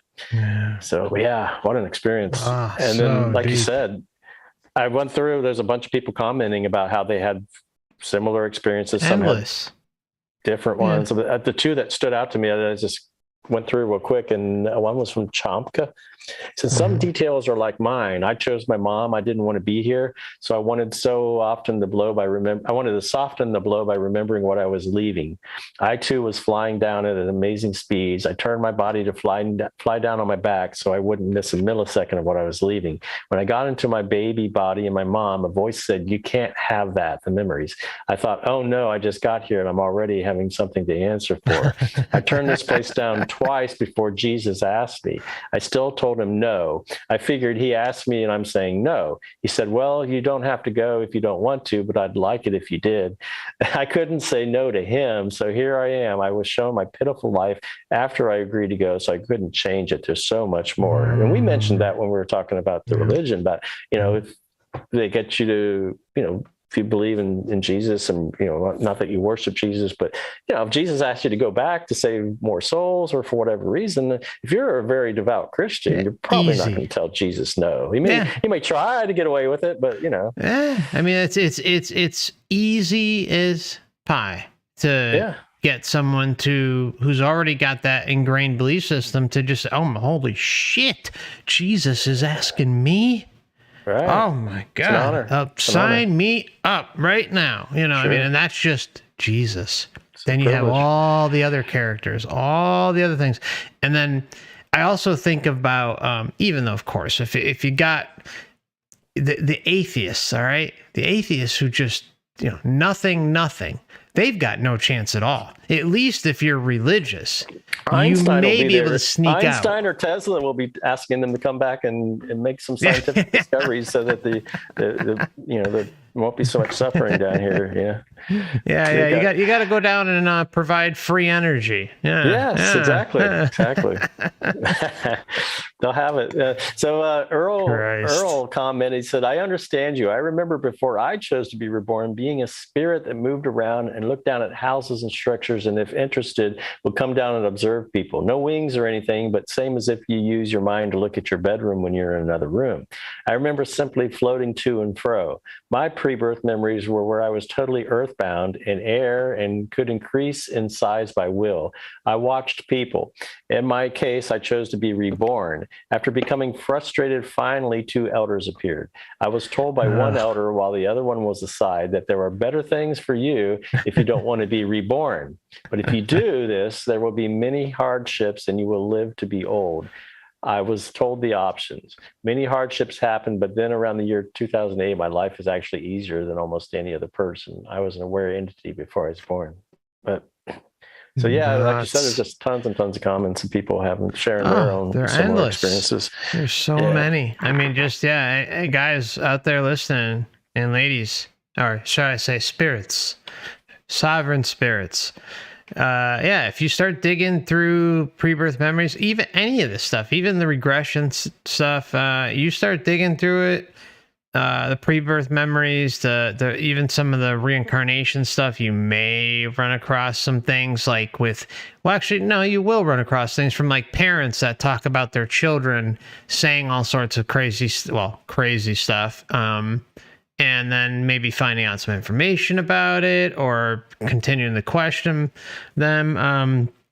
Actually, you brought up Carol's website, and she's got a forum on there. Yeah, she's got, I think let me bring it up. There is a lot of good stuff on that. I spent a lot of time. Okay, let me pop this up. This is Carol Bowman's Past Life Forum. Everyone should check this out. You want to dig for some stories, some good stuff?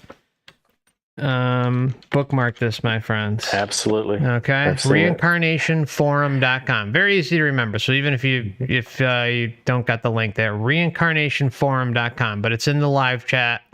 As long as I don't have to edit this video, we should be fine. I think we're good though. So check it out. Reincarnationforum.com. It's loaded with stuff. Yeah. So started going through some of my old books. This is from 1979, Helen Wambach, Life Before Life. And I couldn't even get this stuff on like Kindle or anything. So I had to go through and just type it in myself. Well, thank you, Wayne. The stupid cover was so old that the binding broke. But that's awesome, though. But thank you. I appreciate you taking that much effort for us today. Yeah. That's awesome. Thank you. So she writes, the next report. Everybody give Wayne a nice thank you out there. That was very nice of him. It's no problem, though. She writes, the next report also was of someone who resisted the process of living another lifetime. Quote, I didn't choose to be born, and I thought when you asked that question, oh, no, not again. I'm so comfortable here, wherever here might be. I didn't have help in she said, I did have help in choosing. 2 counselors showed me how my mother would want me, and my mother to be wanted me so much. She would guard and love me so it would all be okay. I felt they were reassuring me. My feeling about the prospect of being born was I felt I had served well. It had served well in my last life, and I wanted to be a rest and felt it was too soon to return because it would be rather traumatic. The next one said, I felt that my soul retrained the knowledge that I had attained throughout previous lives after birth, or had retained the knowledge. The next one, I think I was reluctantly talked into being born. A wise man whom I respected, obeyed, and loved helped convince me it would be good for me to be born now. Next one, yes, I did choose. I just want to jump in really quick because they said talked me into Yes. So there's a Helped convincing. convince me. Yes, Yeah, that's a convince. That's a consent. Reluctantly talked me into. But she did it, or he, whatever. I think. And this is back in 1979. This was 40 years ago, over 40 years ago, when she wrote this. But you can tell that she gave them like a questionnaire, and that's what I want to say. And this was hypnotherapy too. So it's like, I believe it was hypnotherapy, or at least maybe some of them weren't. But you could tell she was asking. I guess these are maybe the questions she was asking, either in hypnosis or through. But you can tell that she's asking questions because they're like referring to that. She's like, "Yes, I did choose to be born, but I was in a hurry and I wasn't sure of my choice. When you asked me if anyone helped me choose, see, she's like putting that suggestion in their mind. Here, help me. Come on, entities. Come on, let me help. Do my thinking for me." When you asked me if anyone helped me choose, I became aware that someone, I'm not sure who, gave me a warning, but I felt that I had to get something done and solve something. See how vague all that is? Solve something. Yeah, so that's like a mission type bullshit right there. And like in the EDEs, like maybe 5% of them at the most remember what their mission is. But they're told it's not yet your time. You got to go back you got something left to accomplish. You haven't done your mission, but they've never told. Well, 5% of the time, 95% of the time, they're not told, or maybe they figured it out like while they're down here. I think I've kind of noticed that it seems that those that. I think most of them, like you said, they just don't. But I think a lot of them do improve their own lives. They go through a couple rough years, but then they kind of come out the other end, and they might drop their previous job and do some more charitable work or work at a homeless. I mean, all that stuff. So almost across the board, and very often they. Better or worse, they get that's funny I use those words, a lot of them get divorced. They're no longer can identify with their partner, and so they end up getting divorced because their whole life has been 180 flip. They're very spiritual now, not necessarily religious, but it's very transformative experience, and they are a better person for it. They're kinder, but like you said, some of them go through 2, 3, 7, a long time of the readjustment, back into society. And they're a lot of times, obviously they come back, they're racked in pain. They're on a hospital bed, and they could be in a hospital for months even before they can even leave. Hagrid asked Wayne, what do those 5% generally say? That basically that they figured out their quote unquote mission, right? That's the 5% we're talking about, right? Yeah. Do you want me to say what some of those missions were? Maybe? Sure. Yeah. If you got it there, sure. I'm gonna jump off to my website and my page here. Take your time. Let me see if I can find. Thank you so much. Yeah. And while we're waiting for Wayne to do that, I did want to jump in and say thank you very much, Hagrid, for joining the Last Timers Club and becoming a member. Thank you so much. Welcome aboard. So I wrote, near-death experiencers often say they were told they had to go back to Earth because they had a mission that they haven't fulfilled yet. The vast majority, maybe as much as 90% of my opinion, are never told what that mission is before they are sent back. Sometimes they are told they will know when the time is right or that they will receive help. It seems a little dubious to me that we are sent back often against our will to do an undisclosed mission. So here's some of the quotes. Gildem, BC, I don't know how to say that name. The light told me without words that I still on a mission on Earth, but without saying what it was. This was one of my favorite quotes from Miguel. He says, "This is when I was called and returned to the blue place in which I started, where the angel Gabriel said to me, 'Miguel, you have to go back. There is a mission for you to accomplish.' I said to him, 'No, brother, I'm not going back. I'm here now, and I'm not about to move from here. I'm not leaving.' He said, 'You have a wife and children.' I replied that I did not remember them, and he made a gesture with his hand, and a seated woman appeared on a kind of white chair, praying and weeping, holding my diary in her hands. I drew near, saw her, and said to the angel, 'Now I remember her. She is my wife.' He asked me if I wanted to see my children, and I said yes. With another gesture of the hands, he took me to a really poor district with unpaved streets and mud. I was taken near a bus stop where there were gray concrete storm drains. We came to a house under construction or unfinished. The floor was of earth. The walls had no covering. The bath also half finished, and on the patio were 2 children playing covered in mud. Following another gesture, I approached them and could see that, yes, I recognized them. They were my children. The angel said, 'You have to go back.' To which I replied, 'No way. Now that I'm here, I'm not going back there.' I said, what if next time I don't end up in this place? Better to stay for good. No point getting here if I'm going to leave. At this moment, I heard a strong, loud voice speaking in a very special way with love, affection, but also authority, which said to me, Miguel, you must go back. I looked all around me, up, down, left, and right, but no one had spoken to me. And then I asked, who is speaking to me? And again, I heard this voice saying to me, I am the true and faithful witness. You have to go back. I said, Jesus? And he answered, yes, you must go back. I said, I'm ready, Lord, thy will be done. Praise the Lord, Wayne. So, yeah, anyway, we can get into this in near-death experiences because but on my page, on my website, if you go to the page on light and then search for the word mission, I got like a whole section. I got like over 50 categories of different things in the light. And one of them's the mission. And so if you just search for the word mission and you know, repeat it a few times and you'll get to the section. But trickedbythelight.com out there. Come on, everybody's got to go there. Trickedbythelight.com. Go check out Wayne's absolute cornucopia of information that he's been compiling for decades now. Yeah, so it's a one-stop shop for all things Matrix, Reincarnation, Soul Trap. So continue on with Helen Wambach's book, Life Before Life. The next person said, yes, I did choose myself to be born. When you asked if someone helped me choose, I became aware that someone was trying to keep me from getting born. They were warning me. My feelings about the prospect of coming lifetime were that I had an urgent desire to get down there to play. But after I was born, I felt that it was so rough. The atmosphere was rude down here on Earth. The next one said, yes, I chose to be born, but it was in panic. It was not a decision made at leisure. When you asked if anyone helped me choose, I was aware of guides that seemed to be large light beams guiding me out to be born now, but I was determined. My feelings about the prospects of living the coming lifetime were that I wanted it and knew my mother wasn't ready and this family wasn't right, but I had things to do and 3 karmic trips to complete. The next one says, yes, I chose to be born, and there seemed to be a board or committee, a group of authorities to help me choose. Another one, yes, it was a difficult decision. There was a group helping me choose. They listened to what I had planned and made some suggestions. My feeling about living the coming lifetime was that I was not happy, but I knew what I was going to do was important enough to push aside my feelings of not wanting to be confined to a physical world. I mean, you can just tell the questions, like she's asking, you know, did you choose to be born? And if so, you know, what were your feelings about that? You know what I'm saying? It's just like, you could tell there was like a form that they all it's like this it's just like they run through the motions. So the next one, I just gotta stop really quick, Wayne.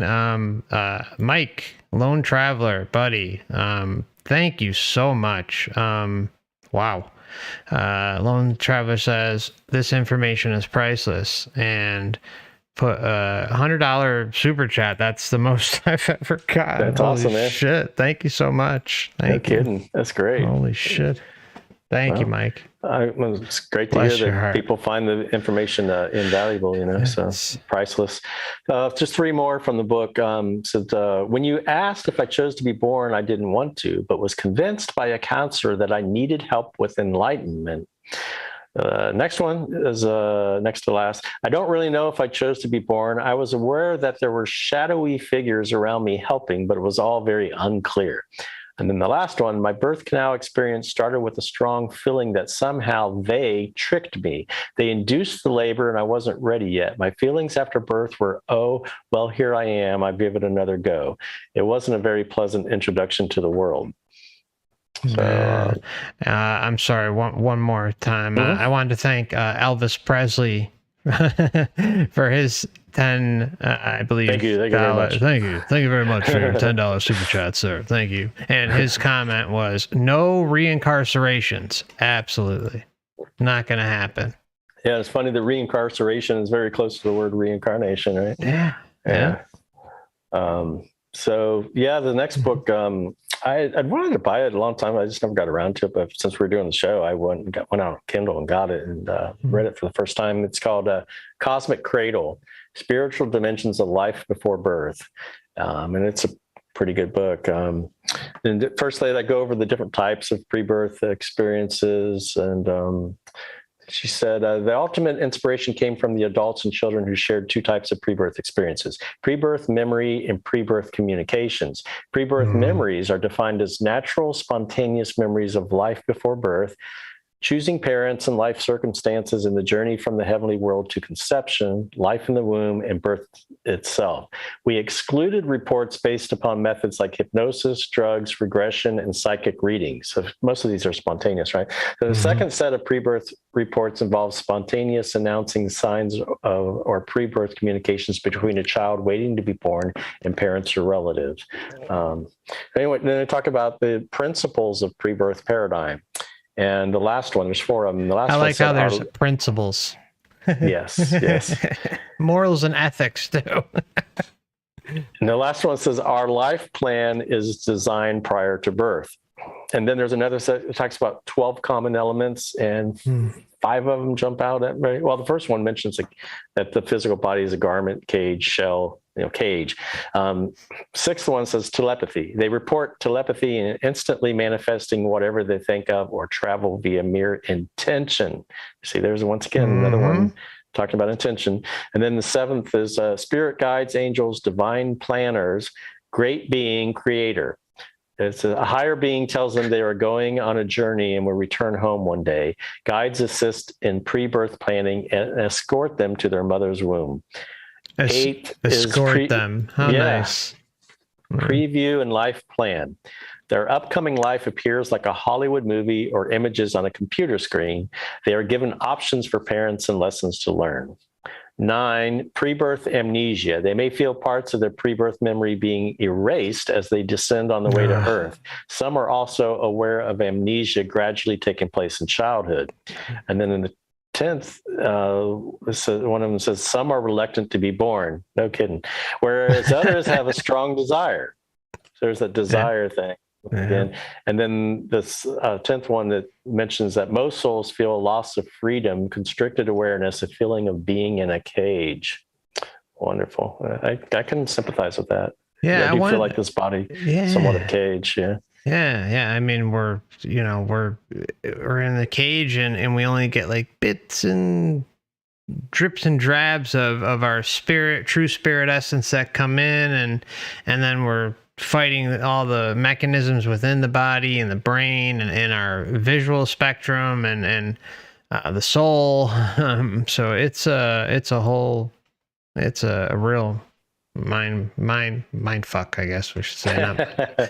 Yes. But I wanted to ask you, Wayne, what are your thoughts on like I've seen where the memory wipe happens like before they get here, but I mean, I guess it really doesn't matter. But I mean, in your opinion, what do you think you see more? Do you see the memory wipe consisting more before someone lands back down here again, or do you see it more like at the very end of the process when they're about to just be plopped down? Like I always seem to see it more towards a few steps before that. And then it's just like slowly. But then again, like there's the love bomb too. So who knows how much that is clouding their judgment? I don't know. It's tough. I think it happens like just before, or actually as you're falling. Like that one person was explaining that maybe you're just like kind of going through a magnetic thing that just wipes it. And because you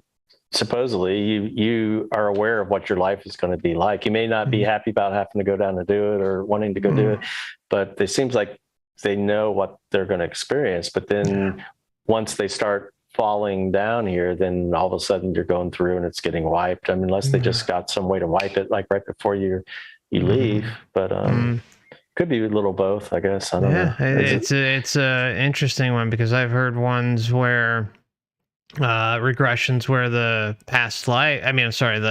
white light after the life review or right around the life review can be an area where they zap you. But I mean, who knows? I don't know. But yeah, it could be both. Maybe it depends on how much of a rebel you are. Right. If you set a strong enough willpower and intention to remember, like maybe even He didn't need to make a deal. Maybe if he just, like my friend that met the demiurge, it's like people ask, well, why did he experience that? Why did he remember it? And maybe he just was strong-willed, like, man, I'm going to remember this, kind of thing. Who knows?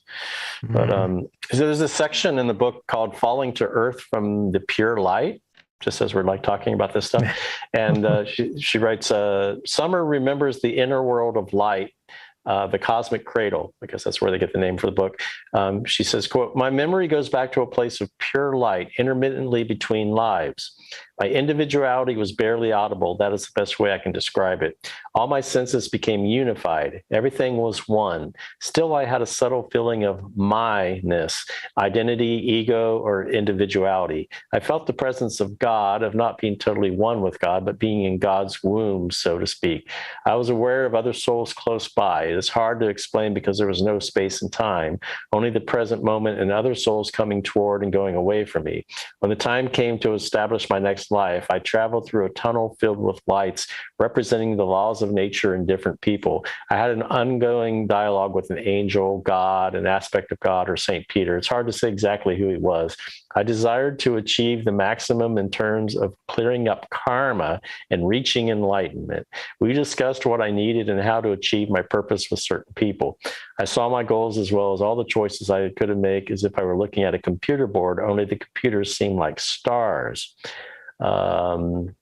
Since enlightenment was a major goal, I made a special effort toward having my meditation master. Nothing in this life has ever interrupted this relationship with my teacher. As part of her agreement, Summer planned to be born into a family with Susan as an older sister, and the sisters had evolved through many lifetimes together. And there's a section like computers are stars. Isn't that interesting? Holographic stuff going on there. Yeah. Perhaps. I don't know. When you think about a grid, maybe the stars are just like node points and where the energy lines like intersect. Who knows? But yeah, I've had I've contemplated, and other people have too, where like the stars could even be portals to other parts of the matrix, but they're still within the matrix. Or the stars could be spirits that are living beings, or angels, spirits, whatever. The divine planner added more details. This man has a choice, yet most likely he will choose the path of drug abuse. I saw a vision of a man sitting on the ground with folded knees, his head resting on his knees and his arms wrapped around his legs. Next, the divine planner asked, do you want this man to physically harm you? I said, no way. He explained, you learn the divine lessons quicker when these things occur. I said, I don't want the guy to hit me. My husband's never physically abused me, blah, blah, blah. I have pushed his buttons, blah, blah, blah. And he says, I resisted the next choice. Choose an injury.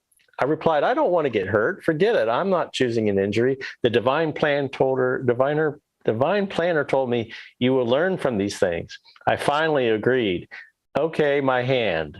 He was disappointed that I picked something minor, but made the entry into his computer. I broke my hand 5 years ago. The injury was part of the divine plan. You notice how he was disappointed that he just chose the hand. Like evidently this divine planner wanted you just completely debilitated. Yeah. Just like, hey, step right up. We're going to make sure to take everything possible from you.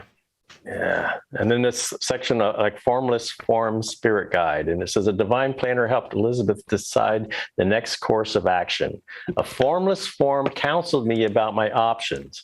And it says counseling with the formless form was a formality. A time limit existed for choosing what I wanted to do.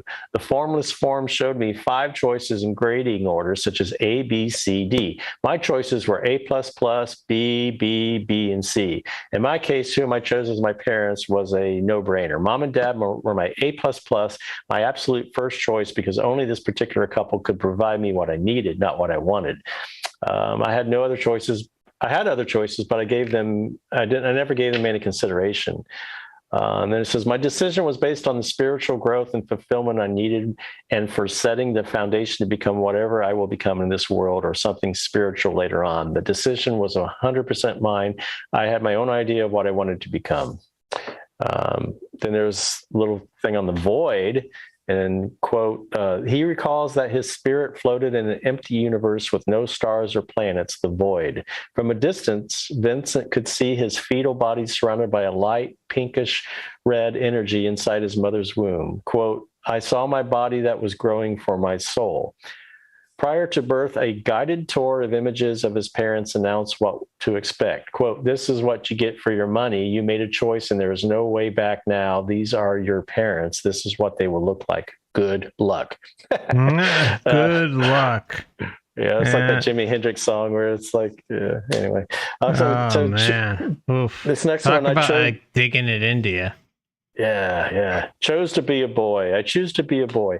Matt, an electrician in his mid-20s, has preserved deep memories of his pre-life. I remember before I came into the womb, everything was dark. I felt empty. I was waiting for something to direct me. Then my consciousness suddenly clicked on. I became aware that I existed. A thought from seemingly nowhere asked, what do you want to be? Those exact words entered my mind. I knew the answer. I want to be a boy. I instantly left that dark space and came into the light. There's a cosmic contract. Yeah, cosmic contract with strings attached. The other thing to take away from that is like the void. You think you're like outside space and time and you're on your own, but then this voice just invades your presence, right? And it's like, so even the void isn't like. Well, that's why it can't be the Matrix void. Right. It could be a Matrix void and a true void or something. Yeah, it's got to be like, I think it's got to be our void, like our own realm, our own reality, our own void that, is it's the base construct of it cannot be interfered. Nothing can come in, nothing can chirp in your ear, nothing can mess with you. And make sure that, your intention is set to that place that is also includes being completely out of the matrix system and just pure existence. And just like there's many, many, many lights, and there are different frequencies, and there's white lights and all, especially the Tibetan Book of the Dead talks about all these different colors. But there could be multiple types of voids. I mean, it's probably unique to that person's experience. They may experience it as a void because they're at a different level, but there could be pure or less pure voids even, because it's like a void could just be something that your senses can't comprehend, like a frequency that's beyond what you can comprehend. Does that make any sense? Yeah, of course. And I also kind of add to that where if you've got these parasites running this place, it's more than likely that's what, I would say it's highly likely that we all came from something like a void-like state and are familiar with it. So what would I do if I'm a parasite matrix controller? I'm going to have multiple voids, but they're going to be phony voids where they can kind of sink their claws into you. So there's that sense of familiarity, maybe that sense of peace, but, eventually something's going to come, creeping around the corner and starting to mess with you. That does make sense. You want to muddy down the waters. Yeah. I mean, I think it's like a house of mirrors, right? I mean, which is the real image or the real. Yeah, I think they cover all their bases, man. I do. I think, if they know they know us better than we know ourselves, at least at this moment, and they know this place better, and they know what was going on before probably this place existed and whatever is going on. So they drag elements of it that are familiar. Like I call it the continuity of familiarity, because they have different things that we see here on Earth in the astral, like, the megaliths and, the Greek stuff and pets and flowers and streams and everything, all this stuff. So all that stuff's out there, I'm sure a chunk of that is us manifesting it. That's part of our creator being abilities. But then I think certain ones are designated realms that are just kind of interactive and you fall into or maybe sent to. And it's all just part of keeping us within that illusion and distraction. Yeah, that makes sense. Well said. So this cosmic contract with strings attached. Rob, an art professor and meditation teacher, conversed with a guide before birth. He was given two options. I remember being in the space between life and death and on the other side, and being given a choice whether to incarnate in 1948 or to wait 20 years. If I incarnated in 1948, I would be a spiritual pioneer, paving the way for others on the path to enlightenment. I would incur good karma by taking this difficult path and removing roadblocks for others. If I waited 20 years, my life would be easier. I chose 1948 and also picked to come in with my father. I remember being almost impulsive about my decision. My guide explained that choice involved a package deal. It included my mother and brother and karma to be worked out with these people. Part of me looked with chagrin at being with my mother and brother. Still, I thought I would be strong enough to handle anything. The positive factors of being with my father outweighed the negative. Another one chose his parents. He recalls making that choice. I remember this as a young kid. Here's one talking about the looking glass portal, and this spirit was tested like Job. And it says, Rennie's memories stretch back to being in an assembly of souls and observing Earth through a bird's eye portal. Yeah, it was like... I'm sorry, I didn't mean to interrupt you. What type portal? A bird's eye. Bird's eye portal. You got a bird's eye view kind of thing, like a portal, and it was like standing on a long ledge, and you look down at the earth. There were souls to my right and souls to my left. They looked like human beings. The only difference was they were not dressed like people on Earth. Everyone wore full-length white kimonos. They were making the same decision I was making. Conversations were going on all around me. Souls were pointing down to Earth and selecting parents. I knew who the directors were by their attitude and actions. My guide stood on my right and held me by the arm. He had superiority over me. I felt like a student, and he was a full-fledged teacher. What is so amazing is that I visualized that I would return to this place in the hereafter. We go to Earth as children. Before that, we were mature spiritual beings up there.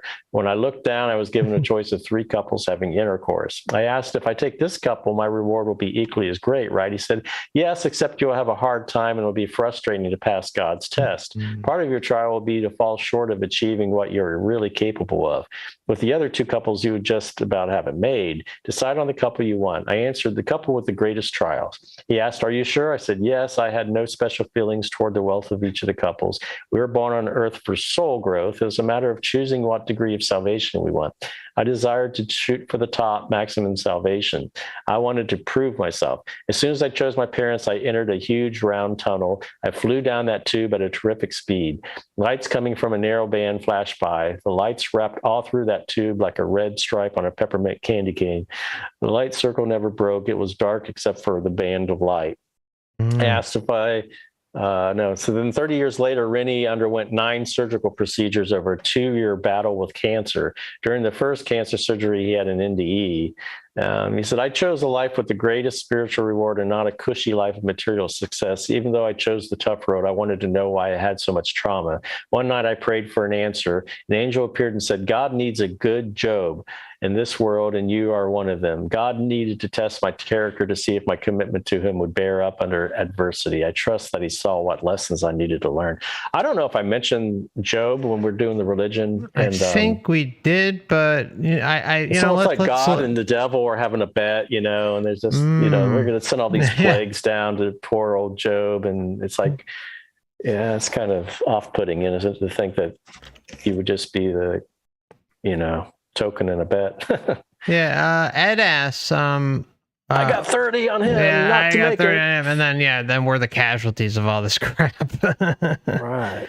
Oh man, Ed asks. Maybe we're even getting in on the action, right? It's like, I can do it. I'm going to put down 100, but I'll do it. Yeah, like, hey, you want to bet me? Yeah, you flip a coin, like the loser goes to Earth. Yeah. Oh my Lord, imagine.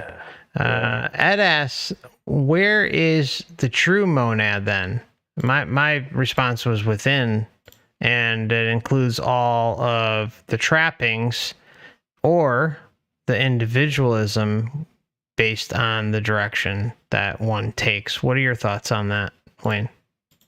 Well, I guess if you go from a Gnostic perspective, it would be in the eternal light realms, or the light of lights, and it's that what they call the ineffable Father. Not that it has a gender, but they use that term because they're speaking to other people. That, but yeah, I think it's like within the heart. It's your core of your being, and so it may be that at some point we really all are connected. I mean, I don't know. I wouldn't necessarily say we're all one.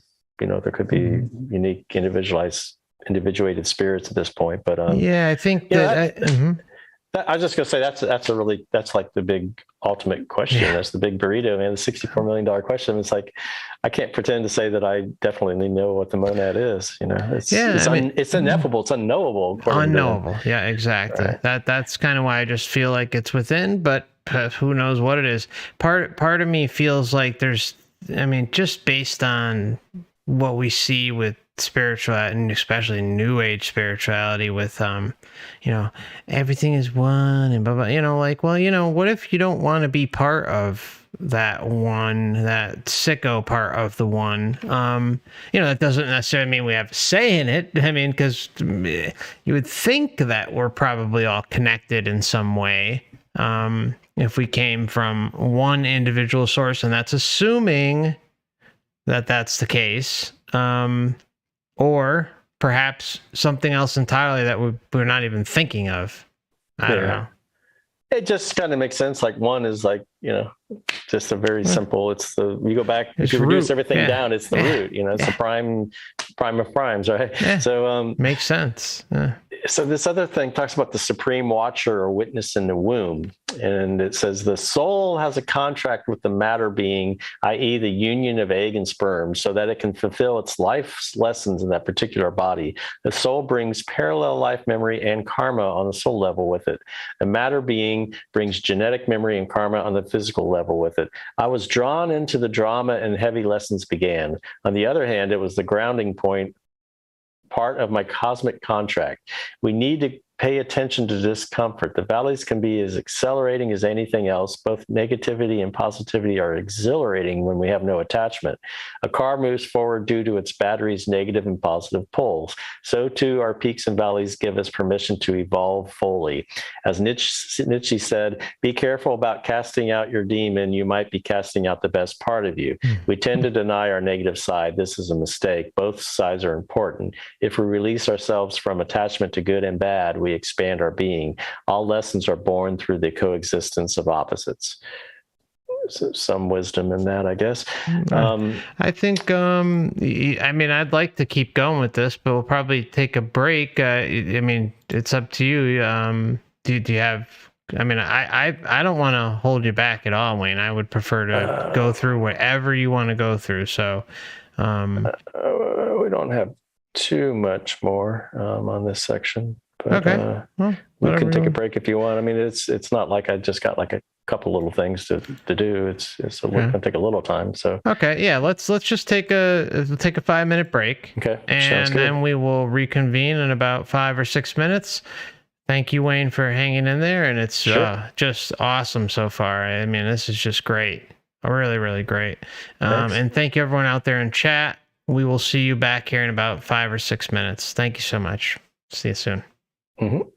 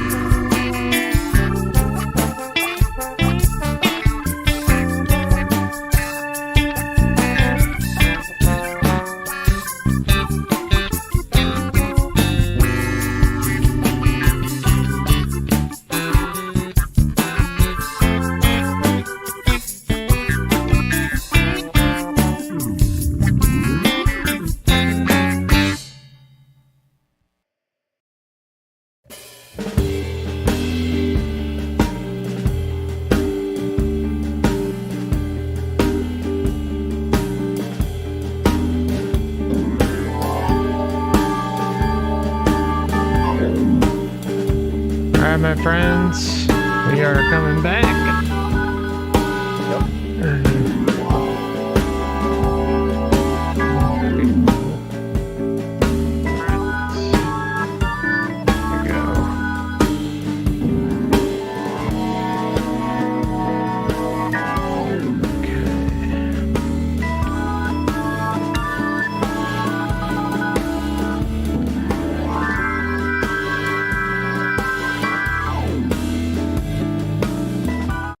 Alrighty, we are back. Thank you for your patience, my friends.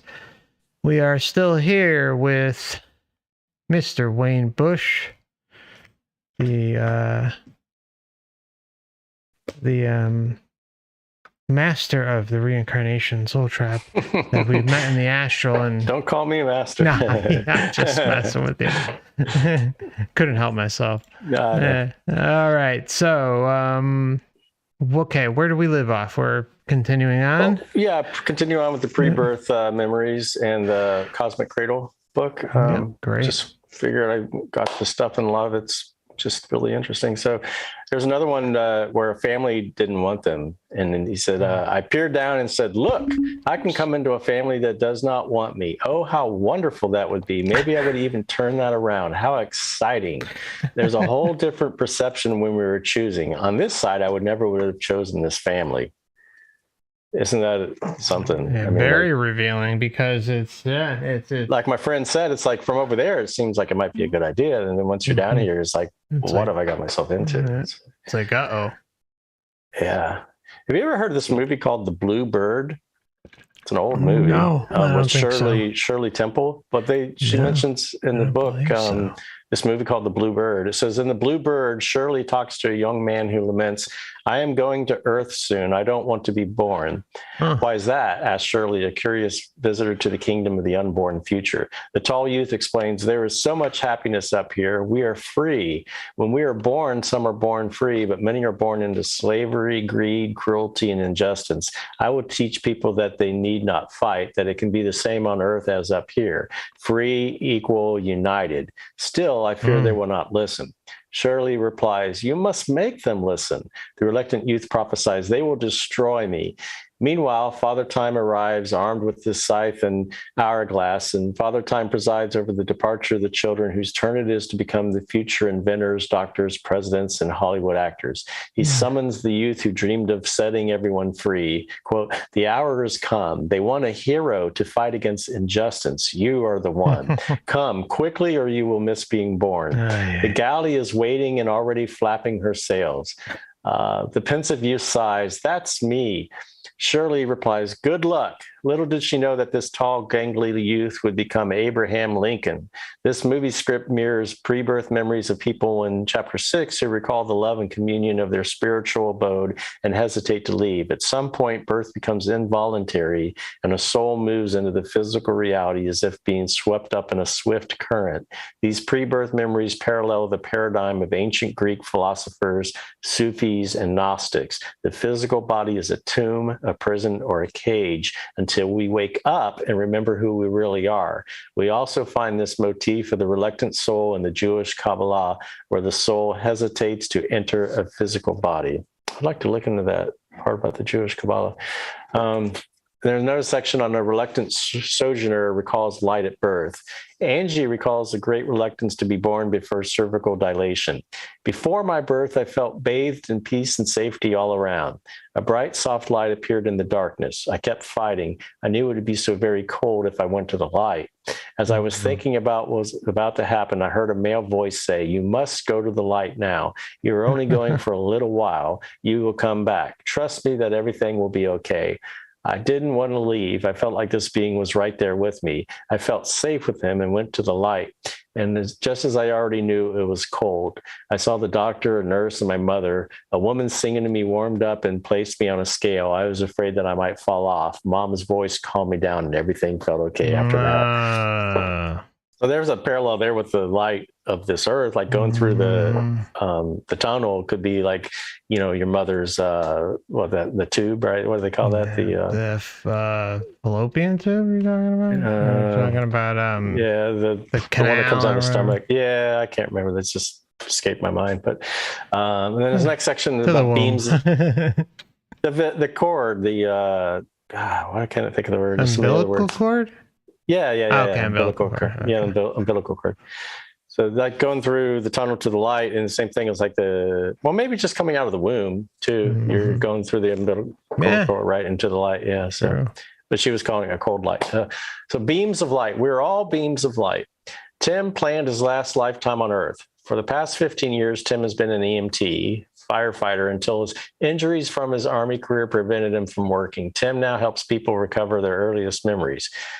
He said, I remember where I was before I was born. I was home. I loved everyone deeply and knew they loved me the same. We were all souls traveling, coming and going. That place is home for all of us. I met my spiritual guide before birth. I was lying in the grass under a tree in this heavenly world. I was thinking about the thrill of coming into the physical world. I knew without any doubt after this life, I would remember that. Or, oh, there's that possession I missed. I suddenly stood up and told my guide, I'll do it. Next thing I knew, I was slammed into my mom's belly. I felt the physical world, loud gushing sounds, heartbeat, and bowel tones. I yelled, I want to go back. I don't want to do this again. I wonder if Harold's still out there listening. Oh, I'm sure he is. Yeah, he's can relate to that one, huh? Then she mentions Howard Storm. I say she. There's like 3 authors. I think it's her wife and husband probably, and then the third. But they had a section on Howard Storm, who obviously has one of the biggest NDEs that people talk about. And it says Howard listed reasons why they should not send them back. And a couple of them, the spiritual world offers everything he desires, whereas human life is filled with problems.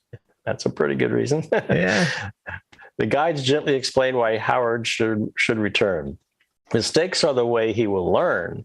And the world is a beautiful manifestation of God. And depending on where we direct our mind, we find beauty or ugliness. There's some truth in that. Every aspect of creation is fascinating and a great opportunity. And with that, Howard ran out of arguments and agreed to return to his body. Here's someone who judged themselves as not worthy to be liberated, so they manifested another lifetime on Earth. The messenger asked me to wait in a dimension of total emptiness. I stood on a platform structure floating in space. My soul felt not my time to go to heaven permanently for final liberation. Instead, if I do good deeds in my next birth, these merits will count toward final salvation. Finally, the Supreme One entered my thoughts. What sort of a rebirth do you want? Do you want luck, or do you want a good family with secure finances, but you will not have any luck? I opted for the good family without luck. Next, I found myself nestled in mom's womb. Here's an ex-Tibetan monk and a bodhisattva vow. Mentioned that one before. Quote, I realized that the world's problems were great. I was aware of atrocities of history such as the Holocaust and Nazi Germany. I felt I needed more experience from the source in order to help others. If I were to be born as a Tibetan teacher again and merely held that position, I would not make a significant difference. I chose to learn from a different perspective to bring something new to Earth beyond what I had known in my previous life. And he says, during this contemplation, I broke the veil of the blue sphere beyond what was taught to me as a Tibetan Buddhist and beyond my limited perception. I began traveling toward the southwest. My consciousness seemed so vast. I became aware of a state of my evolution never experienced before in past lives. I then traveled into the center of the galaxy, approaching a great black void, where I became aware of a vastly primordial motherly presence. While communing with this presence, I felt the life force emanating from every living being on every star through me, as if I were a conduit. I resolved, this is too much of a gift for me alone. I need to share it. I want every being in the universe to experience this. I vowed to forever work on this purpose, or for this purpose. Forever. Oh my God. Man, what a vow, huh? Shoot. Yeah. Out of her mind. Says Floyd felt fulfilled with a great mystery. The void was a holy place. There was only light. Evil could not touch this realm. I pondered what my new awareness meant. The light was a part of me, and I was a part of the light. The light had an intelligence and identity. I had been reborn into non-duality, a community of spiritual beings who were pure consciousness beyond the confines of ordinary perception, where everything is filtered through our 5 senses. They had neither masculine nor feminine presence. Identity was distinguished by character, telepathically radiated through the light. And here's a supreme initiation by a being of white light. Floyd caught a glimpse of one great being of white light. This being had served the light. Floyd had been given the choice to stay in the higher worlds for a while. Instead, he chose to be reborn. The immense light being counseled me, your next life will be difficult, yet you have an opportunity to grow more. Many atrocities will be committed in the world. You will not have the same opportunities as in your prior life. You may not be recognized. Circumstances will be more challenging. The vast consciousness of this light being inspired me to continue my evolution, and I desired further growth. You know, when is enough enough? They keep telling us that we need to grow more and more, and it's like, well, shoot, when how big do you need to be? I thought, isn't that kind of an ego thing? I need to be bigger and stronger and brighter, and you know. Yeah, and it's always like weird stuff. Like, I going back to the regressions or Life Between Lives. One of the ones that sticks out with Michael Newton, there was a regression where a spirit was working. I think it was either 5,000 years, but I want to say it was actually 5,000 lifetimes just to work on empathy, Wayne. Yeah, I think it was empathy or jealous, something like that. I mean, it was just like, what?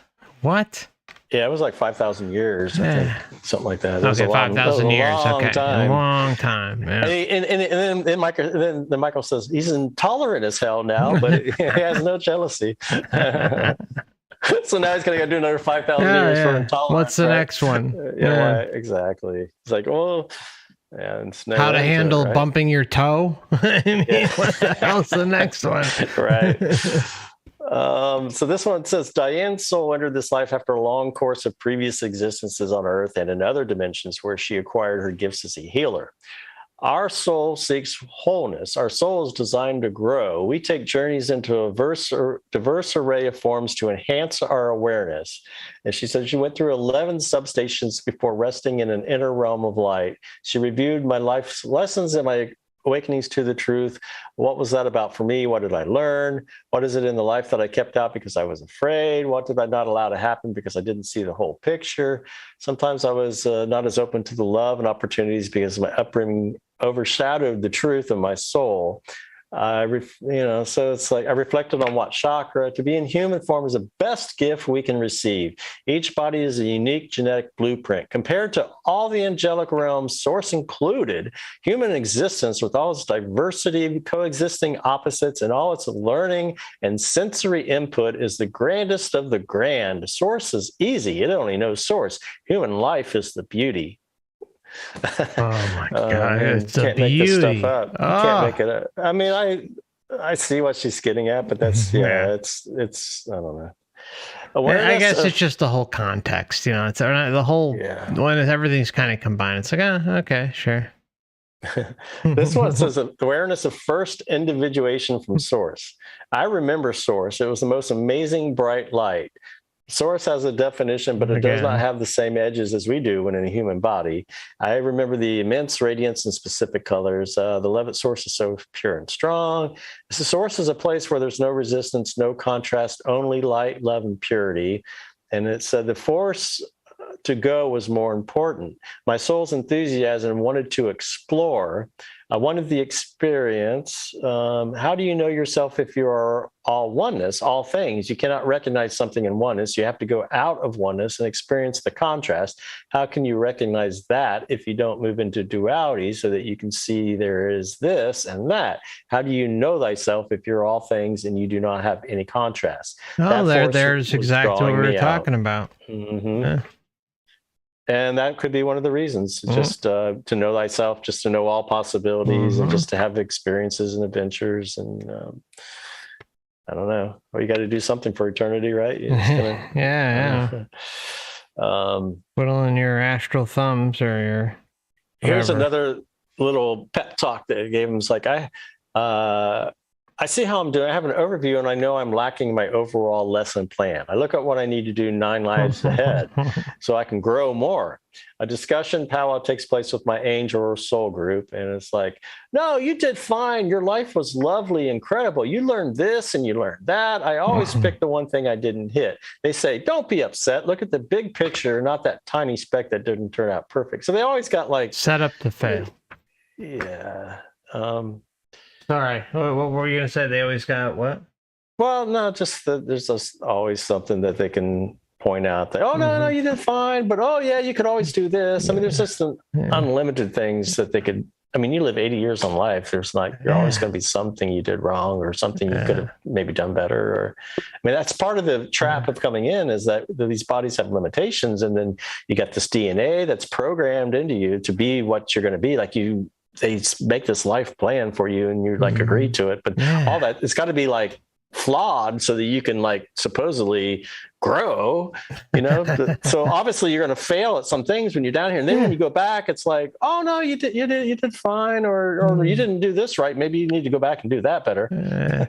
But you did the rest right. But this one little area or these little areas here, you got to work about. And even if you did everything perfect, they're going to be like, well, you got to go back and help everybody else do it perfect. You did it so well. They could really use your guidance. Oh God, just like, oh my God, just like spinning in circles. It's like, what the hell?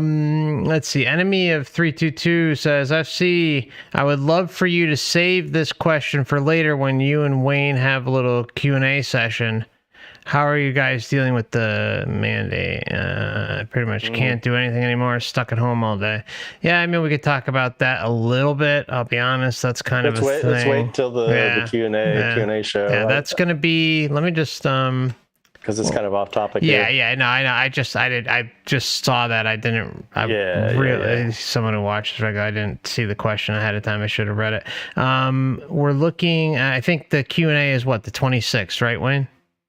That sounds, yeah. That 26th at 4 p.m. Eastern Standard Time. So there'll be an open panel discussion where you can bring your questions to Wayne or myself or both of us, and we'll have a great talk. Are people going to like log into Zoom, and so we're going to have a whole bunch of people on Zoom? Okay, that's fine. Yeah, we'll have a big panel.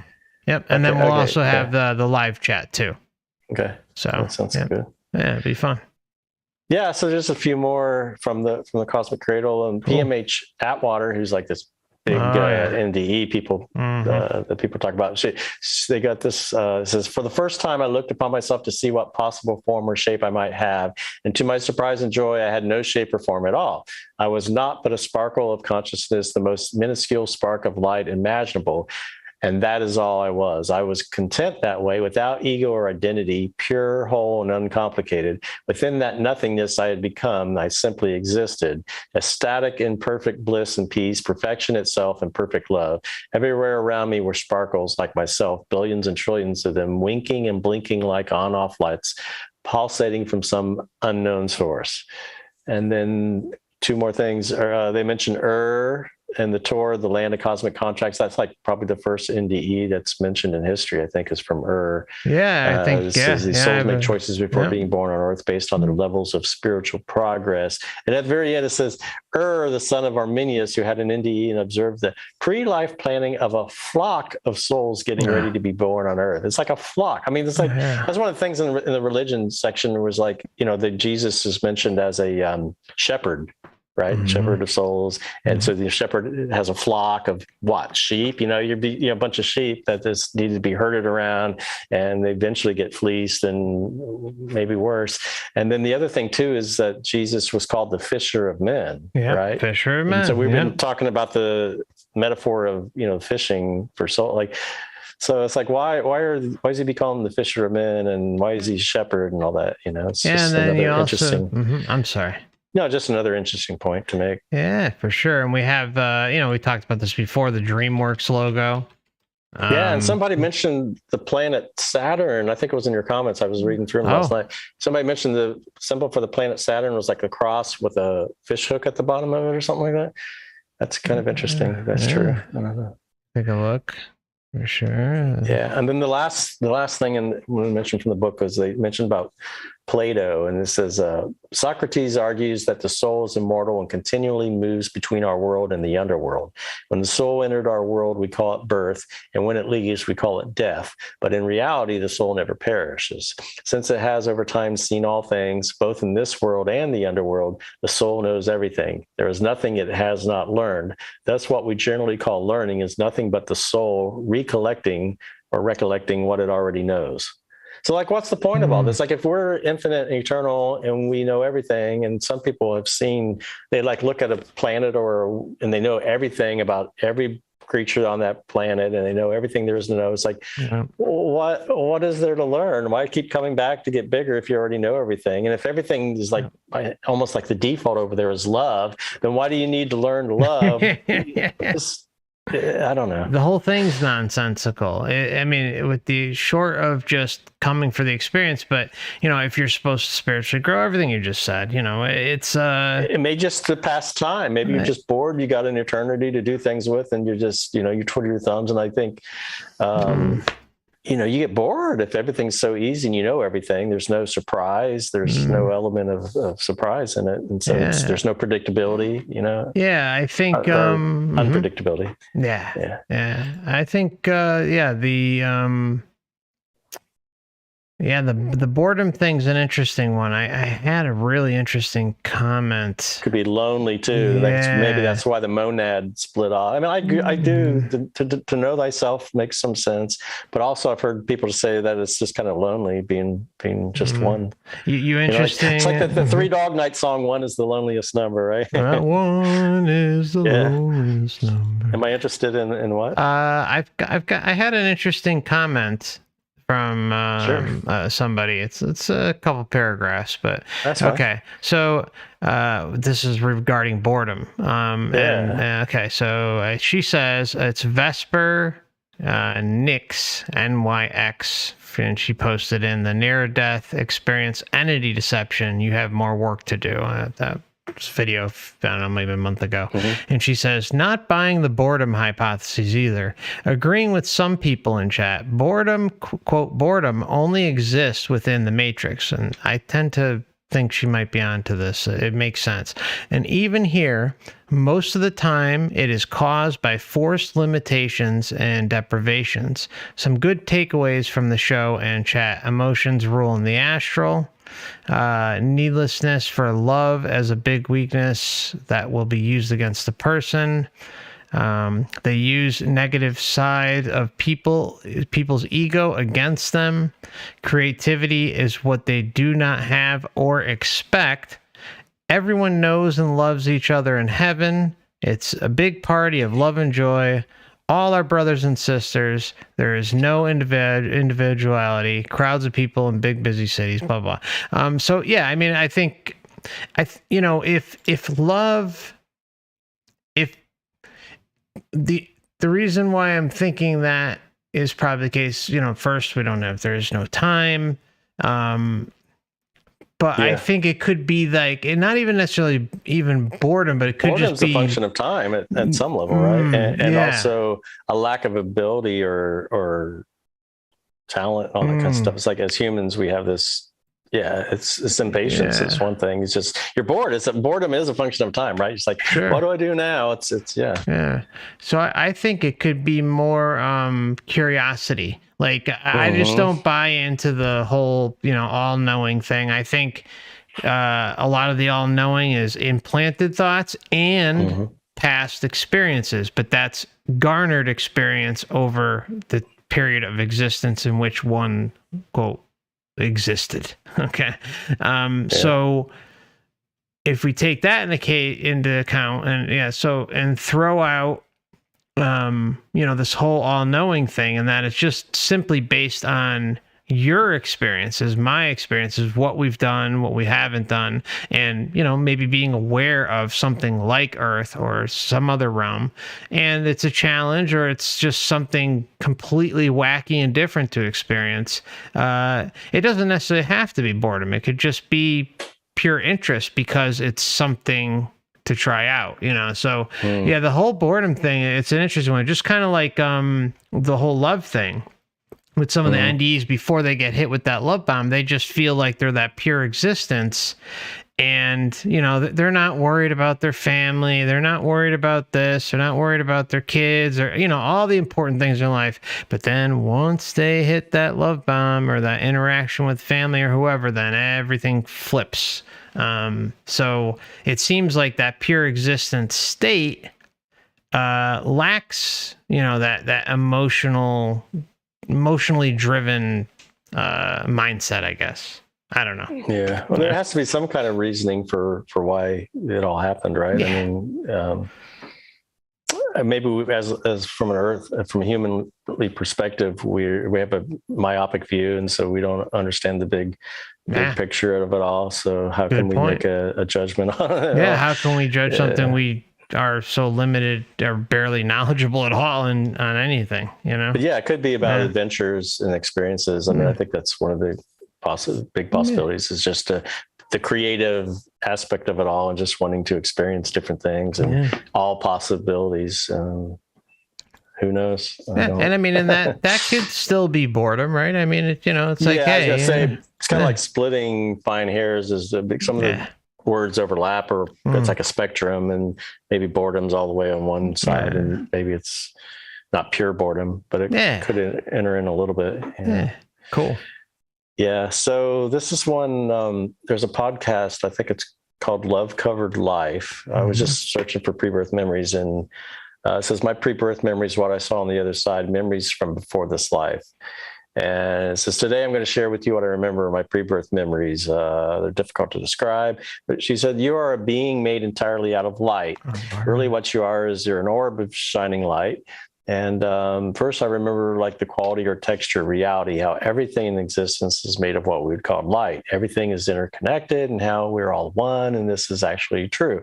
And the light is not just physical light as we know it. It's a metaphysical light. It's love and peace and bliss and joy and comfort and security. You feel it all around you and also inside you because it's making up everything. So it's making up everything and it's flowing from one thing to another, from one person to another. So the light's coming off one person and they're mingling with the light from another person. There's no separation. It's all the same thing. I remember Jesus being brighter than all the other beings.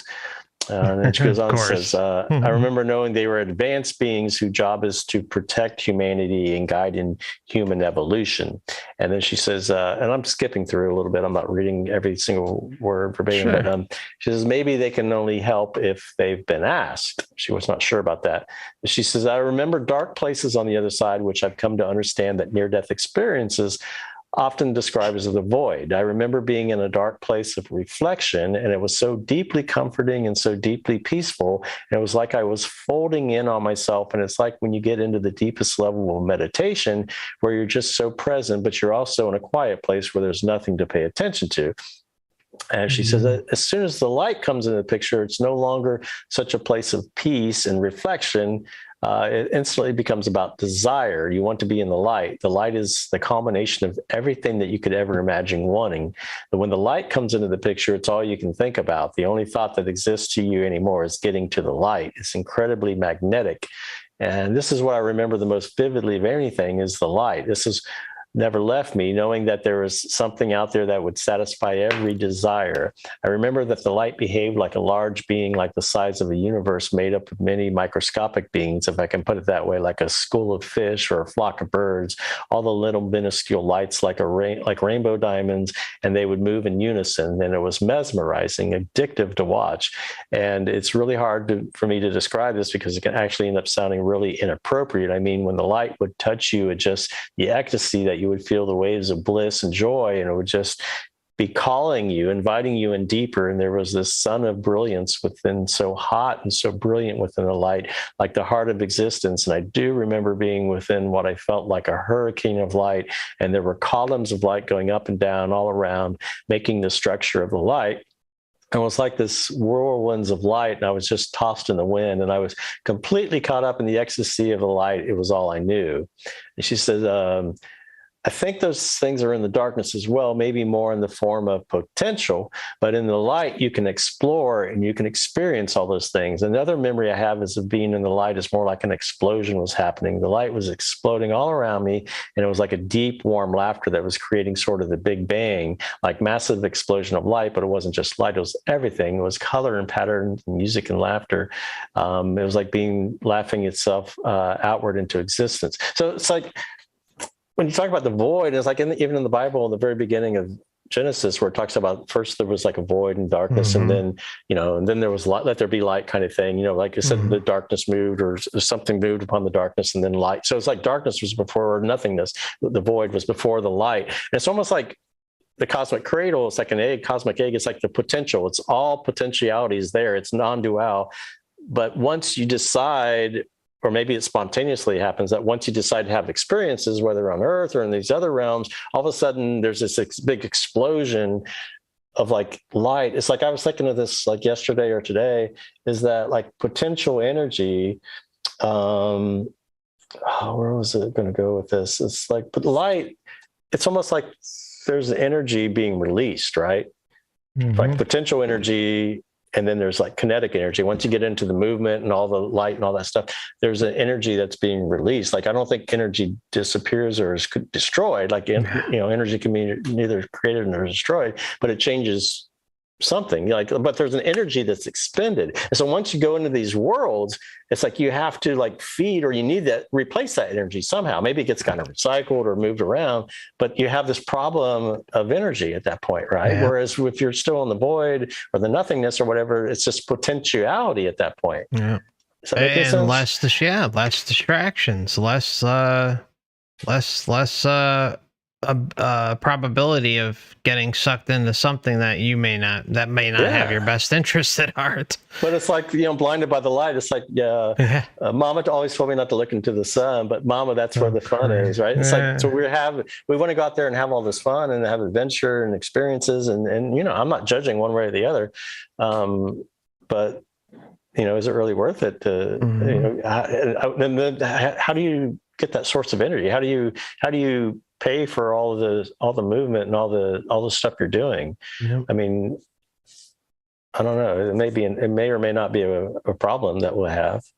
But here on Earth, obviously, energy is a huge thing. A problem. Yeah, for sure. With oil and food and all that stuff. And then you got this concept of hungry ghosts too, right? In the Buddhist cosmology too. So trying to live through us.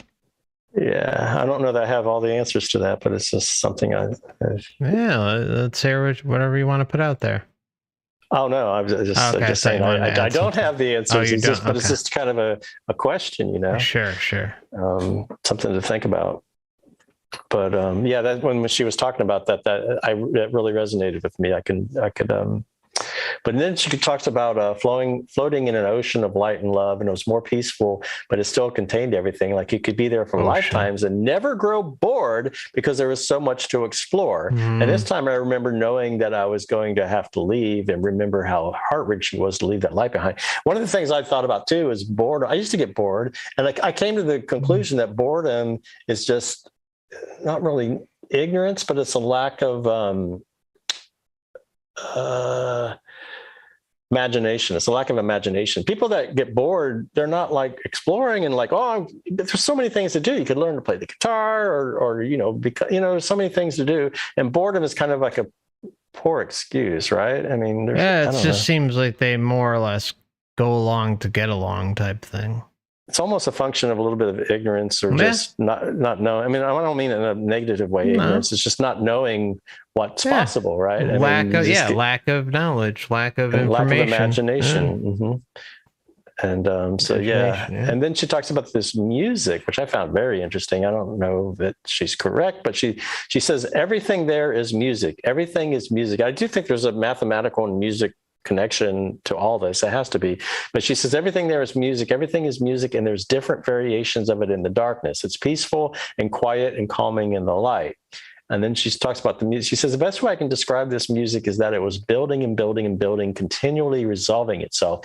As it would build the tension and resolve as it continued to build. I don't know. I'm not a musician. I don't know how, or even if that can be replicated in this world. But what she's talking about is these chord progressions. And in music, you've got like it's different octaves, and you've got like 7 different notes, and then A, B, C, D, E, F, G, and then you can make chords out of that. But there's like when you have a root chord, you start out in that's your main chord, and then you venture out, and it creates a little bit of tension in the listener, right? Because you're leaving home, and you get into these minor keys and stuff like that. But then it gets resolved, and you go back home, and it's like, finally. But it's like in that song "Hallelujah" by Leonard Cohen, and then literally done by Jeff Buckley.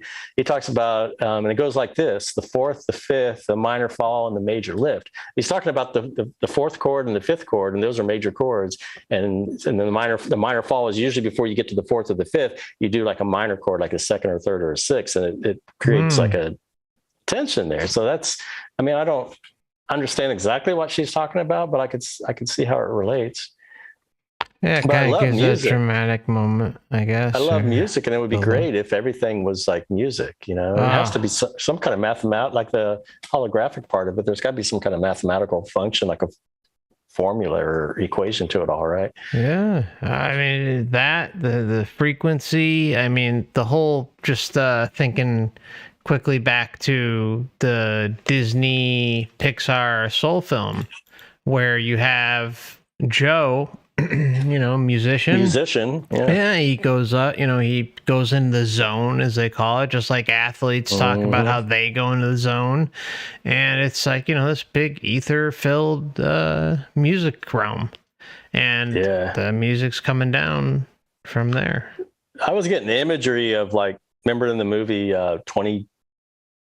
Because I remember that. Yeah, 22. It's a catch 22, right? They were like catching 22. It was a catch 22. There's like they used the lasso. I was when I was reading some of that stuff where, like, I don't want to go down there, and it's like they were like capturing, almost like forcing him to go. I kept having this idea of, like, well, that's 22 right there, and I kind of identify with 22. It's like, man, I don't want to go down here at all. Me too.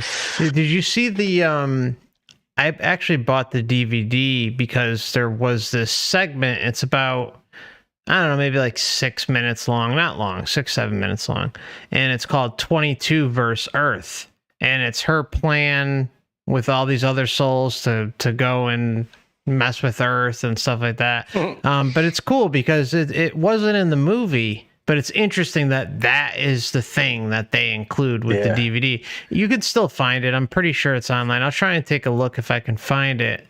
And if I can, I'll post it. I think I sent it to your email months ago, but do you remember seeing do you remember that title? Okay, I remember you mentioning it. Yeah, I never saw. Is there a clip of it somewhere to watch? I'm sure I could dig it up, but if not, I'd love to watch. I mean, Soul is definitely one of my top 3-5 movies, something like that. It's awesome. So revealing. So and it's the same people that, like, brought us Monsters Inc. and Finding Nemo and all that stuff with using energy and the light, and it's just no coincidence there. It's amazing how it's like they get the green light for, like, a lot of the amazing truth bombs, afterlife truth bombs or earthly truth bombs. It's And in many ways, Disney is kind of right or on it when they're talking about, like, dreams and all that kind of stuff, because it's like whatever your heart, whatever your heart desires or wishes, you make a wish, and then that creates reality. But the only thing, and then some places they are kind of talking about going outside of Earth, because they're talking about the second star on the right, and which I talked about was all the Venus symbolism and stuff. But I mean, I don't know. But then they sell all the Prince Charming and Cinderella. And it's almost like they want you to come back to Earth. Like, I mean, that's where they want you to think your dreams should be here on Earth, where it's. I don't know. I guess in some ways they're right about going to the star, but I just don't like the metaphor of the star or the light, like going to that star. No, that's a hard. I agree with going out and doing your own thing and having your own afterlife in your own world, but I just don't want to go to the second star on the right. No, it's just I'm not going to have my own place to go to. Hell yeah, man! Not going to anything. I was reading through the comments last night, and somebody in the music show they mentioned the song Fantasy by Earth, Wind and Fire. And they were so right on the money with that they said about creating your own fantasy or this. If you look at the lyrics to the song, and it's a beautiful song. I mean, I love Earth, Wind and Fire. They're very spiritual, right? But we'll mention it, like, when we do the solutions thing, I'll read the lyrics to that song. But sure. I wish I wouldn't have, I wish I would have thought of that when I was doing the music episode, that it's good. Yeah, I'll also let me read. Let's see. But it's something we can get to when we do the solutions. Yeah, sure. I'm gonna read. I'm just gonna read really quick the 22 verse Earth thing for you guys. Okay. It's short. 22 verse Earth, set before the events of Disney and Pixar's Oscar-winning feature film Soul. 22 refuses to go to Earth, enlisting a gang of 5 other new souls in her attempt at rebellion. However, as her cohort's activities lead to unexpected results, 22's subversive plot may actually lead to a surprising revelation about the meaning of life. So it's, again, it's really short. I'm trying to find the full length one. I know it's only about 5 minutes, but I'm having a tough time. Yeah. Unfortunately, one way you can see it for free is through Disney Plus, and you could just sign up for their free trial. I think they got like a 7 or 14 or maybe a month-long free trial. You sign up with just a little tip for anyone out there.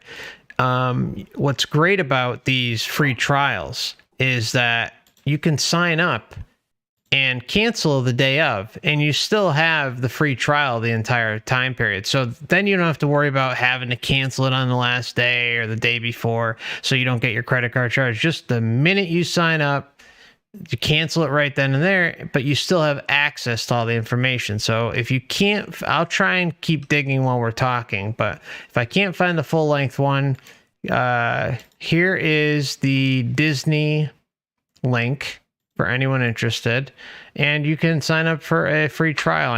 I think Hulu has a free trial of it, and I'm pretty sure Amazon does too, but you might be able to go right to that link right there and do it as well. And you could get to see it, and if you haven't seen the movie yet, you can also see the movie and whatever else you may want to see on Disney too. So just something to keep in mind. Yeah, it's a really revealing movie with the souls. They go into the white light, and it's like you hear the zapping or crackling, and then there's like a conveyor belt of souls leading into the light, and then he like runs the other way. Anyway, it's a good one. So that's all I had on the pre-birth. That's all I had, but that's the end of the nice pre-birth memory stuff. So we're going to go on to the life between lives. If you want to get into that, Let me pop. I think I found the full length one, just so you guys know. It's. I mean, I can't say for certain. Let's see. 1, 2, 3, 4, 5. Yeah, I would say this is the full length. It's broken into 8 parts. The quality's kind of crap, but hey, if you just want to see it for free, let's see. Soul 22 versus Earth playlist. Again, this may be, it may not, it looks like it, so feel free to check it out and save that. So what we'll do right now is take a quick 5-minute break before we dive into the next section, and take it from there. Thank you so much, Wayne. Thank you, everyone in the audience, and we will be right back. See you soon. Thank you.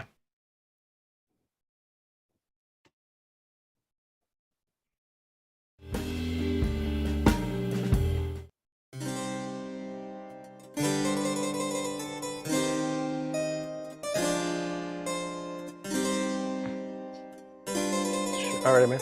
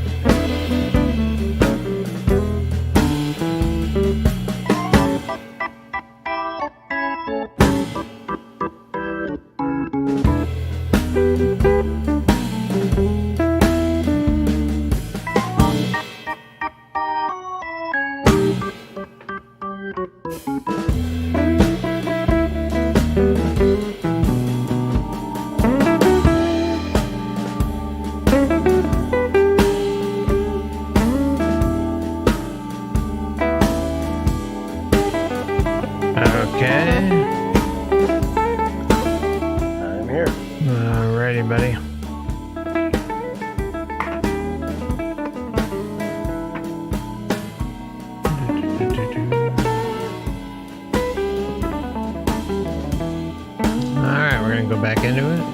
Sure. Okay. All right, my friends, we are back. Thank you so much for joining us, and we are going to continue. All right, Wayne, where are we headed? We're headed into the life between lives portion. All right, and great. Incidentally, during the break, I looked up the image of Saturn, and sure enough, it was a cross. And they said it was a sickle. You know, they said like a fish lure or something like that. But I think it's called the sickle. But you know, that's what they use it for reaping and harvesting and all that kind of stuff. And so it kind of conjures up images of the Grim Reaper and all that stuff, right? So sure enough, there's a cross at the top, and then there's a sickle or a hook or whatever at the bottom. So yeah, I will pop those in there right now. But so I have a feeling that the system that's in place for processing souls is very similar to these reports and the life between life stuff. And although there's bound to be discrepancies, as I read these accounts, I want no way of endorsing or condoning the system, and it's merely to alert people to the potential dangers of following this course of action. And in fact, it's my intention to point out the flaws in the system and encourage others to avoid these pitfalls and traps. I just wanted to put that out there, lest people think I'm promoting what I'm reading through here. So I'm going to start off with the book Here and Hereafter by Ruth Montgomery. And this is from 1968. And she actually has a chapter called Between Lives. She's got another one called Group Karma and all this stuff. But this is back in 68. And she has a chapter about Between Lives. And she writes a prominent psychiatrist who has regressed more than 100 patients through hypnosis during the past 10 years reports that most good subjects can talk as easily about the period between lives as about former earthly incarnation, and that despite widely disparaging religious and cultural backgrounds, all give approximately the same description of the spirit world. In many cases, they express great joy at being dead, he said, stressing the marvelous feeling of being so much more free and alive than when in the physical body. The psychiatrist said that as soon as he utters some phrase such as, now that the soul has left the body, the subject will usually tell the reason for the life just lived, saying, I had to learn to be less selfish, or I had to experience unselfishness so that I could know how important kindness is. When asked the overall purpose of earthly life, the answer often is to learn to love, or to become more Christ-like and thoughtful of others. Jane Withrop asked Vicey while between lives to define heaven, and she replied, heaven is a somethingness, a lack of a void. Our accomplishments determine whether we go there. I started out there. We all did, but I've not been there since. I haven't earned it yet. Jane wanted to know whether souls must keep reincarnating, and the entranced young woman said, you can quit if you want, or you can skip it entirely. You need drive and eagerness to try for the beyondness. You can end reincarnation and stay in darkness if you choose. It's up to each soul. Each time that we occupy a body, it's only a second in the expanse of time. We come back each time to accomplish something, to compensate for any harm that we have done to others and to keep them from being hurt. Maybe that's the only natural death, when we don't need to come back anymore.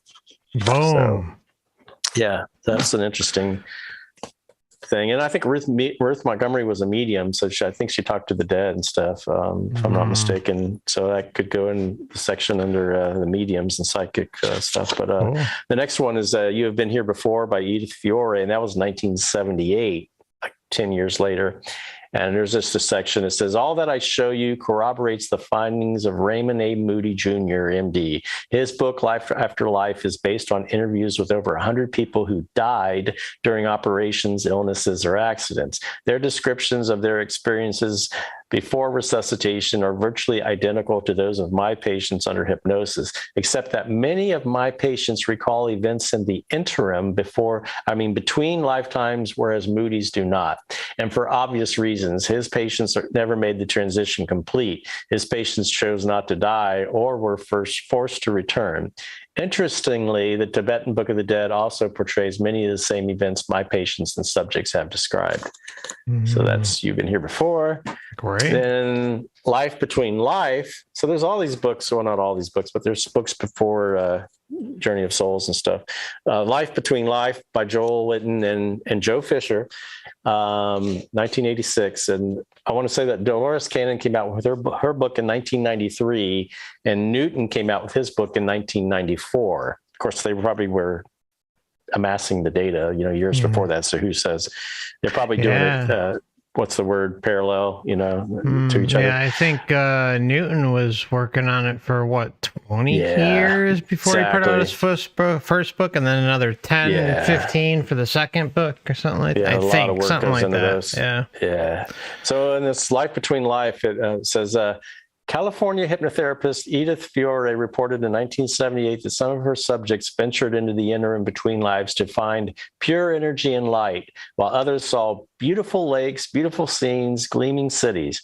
There was also mention of encounters with planners or a board of advisors who assisted in the choice of the next incarnation, which in some case preceded the soul hovering over its mother before birth.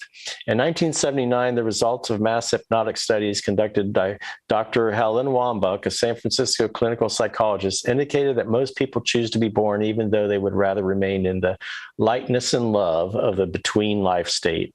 Dr. Wambach's subjects told of having no gender in the place between lives and mentioned in many cases that they had agreed reluctantly to reincarnate after consultation with advisors, a board, or a group of authorities. The most significant finding of Dr. Witten's research is the discovery that many people plan their forthcoming lives while disincarnate. The knowledge of self gleaned from the review process equips the soul to make the vital decisions that will determine the form of its next incarnation, but the soul does not act alone. The decision making is heavily influenced by the members of the judgment board, who, mindful of the soul's karmic debt and its need for specific lessons, give wide-ranging control. Here's somebody says guilt, fear, shame matrix. Yeah, so this must be a part of the hypnosis regression. Somebody said, I am being helped to work out the next life so that I can face whatever difficulties come my way. I don't want to take the responsibility because I feel that I don't have the strength, but I know that we have to be given obstacles to become stronger, more aware, more evolved, more responsible, end quote. Another one said, there are people I didn't treat too well in my last life, and I have to go back to the earth plane again and work off that debt. This time, if they hurt me in return, I'm going to forgive them because all I really want to do is go back home. This is home. And that's part of the narrative too, is that if you forgive people, that kind of breaks the karmic debt, supposedly. The cycle. I don't know. Yeah, even though I think they just they're mind wiping us. They could say anything they want as long as they get you to sign on the dotted line for that next incarnation, then all the other things can just be erased or edited or selective, and means nothing. Right. Means absolutely nothing. So there's two more, and then just an a narrative. But somebody said, "Oh no, not this, anything but this. There's no way I could go back in that body, but I had made my choice unwillingly on the advice of the judgment board, and I just had to go through with it. I felt pushed." End quote. And the author continues on and says, it appears that the act of reincarnation can be resisted for only so long. Eventually, there's an accumulation of cosmic pressure that, as the subject testified, coerces the soul to renew its development within the confines of a physical body. And then another quote is, whereas Hindu and Buddhist texts portray mankind strapped to the wheel of rebirth by the thongs of karma, Dr. Witten's subjects present a more instructional view of karma's workings. Picture the entire human race at work in a cosmic classroom where over the course of many lifetimes we set ourselves lesson after lesson. Each one of us is pupil and teacher, and we have the power through our actions to direct our own course of learning. And then the final thing to mention from this book is in the Bardo, Ben was aware of a voice which said, if you do it right this time, things will work out all right. If not, you will require a learning environment of even greater intensity. End quote. Like, in other words, the beatings will continue until morale improves, right? What a mind fuck, man. Oh my God. So that was 86. Life Between Life was 1986. And then Dolores Cannon came out in 93, And from her biography, this is interesting. She said she was educated and lived in Missouri until her marriage to a career Navy man. And then she spent the next 20 years traveling all over the world as a typical Navy wife. So just put that out there.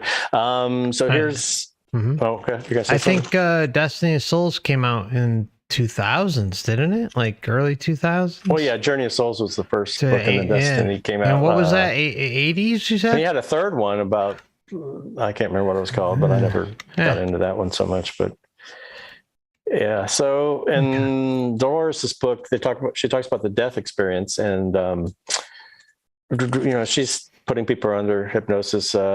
She says, but you said you have to come back sometime. How do you know that? And they say, I was weak. I should have been able to tolerate the pain. I must learn to better withstand it. I could have stayed if I hadn't been so weak. I'm glad I can't remember the pain. I know I need to go back and I must become complete whole. Pain is one thing I must overcome. I must overcome all the pains of the world. But experiencing pain is very human. And I guess Dolores is saying, but experiencing pain is very human, and it's always difficult to do when you're in the body. From the side you're on now, it's easier to look at it in a different way. Do you think that's a lesson you want to learn? I will. Yes, it takes me a while sometimes, but I can do anything. I think I should have been stronger. I would have done better, but I think I had a lot of fear from the illness I had when I was a child. I was afraid that this would be as bad, and I gave up. Pain, when you deal with the higher conscious level of your mind and remove yourself to the pure light and the pure thought, the pain ceases to be. Pain is only a lesson. When we learn about pain on the human level, we get frantic and show outward concern for just the moment. By removing ourselves and concentrating and reaching deep and having patience, we can rise above it. Does pain have a purpose? Pain is a teaching tool. Sometimes it's used to humble certain people. Sometimes a haughty spirit can be brought down and taught to be more gracious through suffering. It may teach them that they must eventually learn to rise above the pain, and then they can deal with it. Sometimes just understanding pain and why we have it lessens the pain. But you're in this realm where there is no pain. It's all love. Everything's great. But they think you need to come down here and experience all this pain. Why? I mean... It's like you're already in a great place. Why do you want to go through pain? I mean, the only thing is they talk about this growth, the spiritual growth, So got to get bigger. Got to do it. More. With the rebel yell, more. And so Doris says, what happens when somebody dies? You just rise up and leave it. You go up here in the light.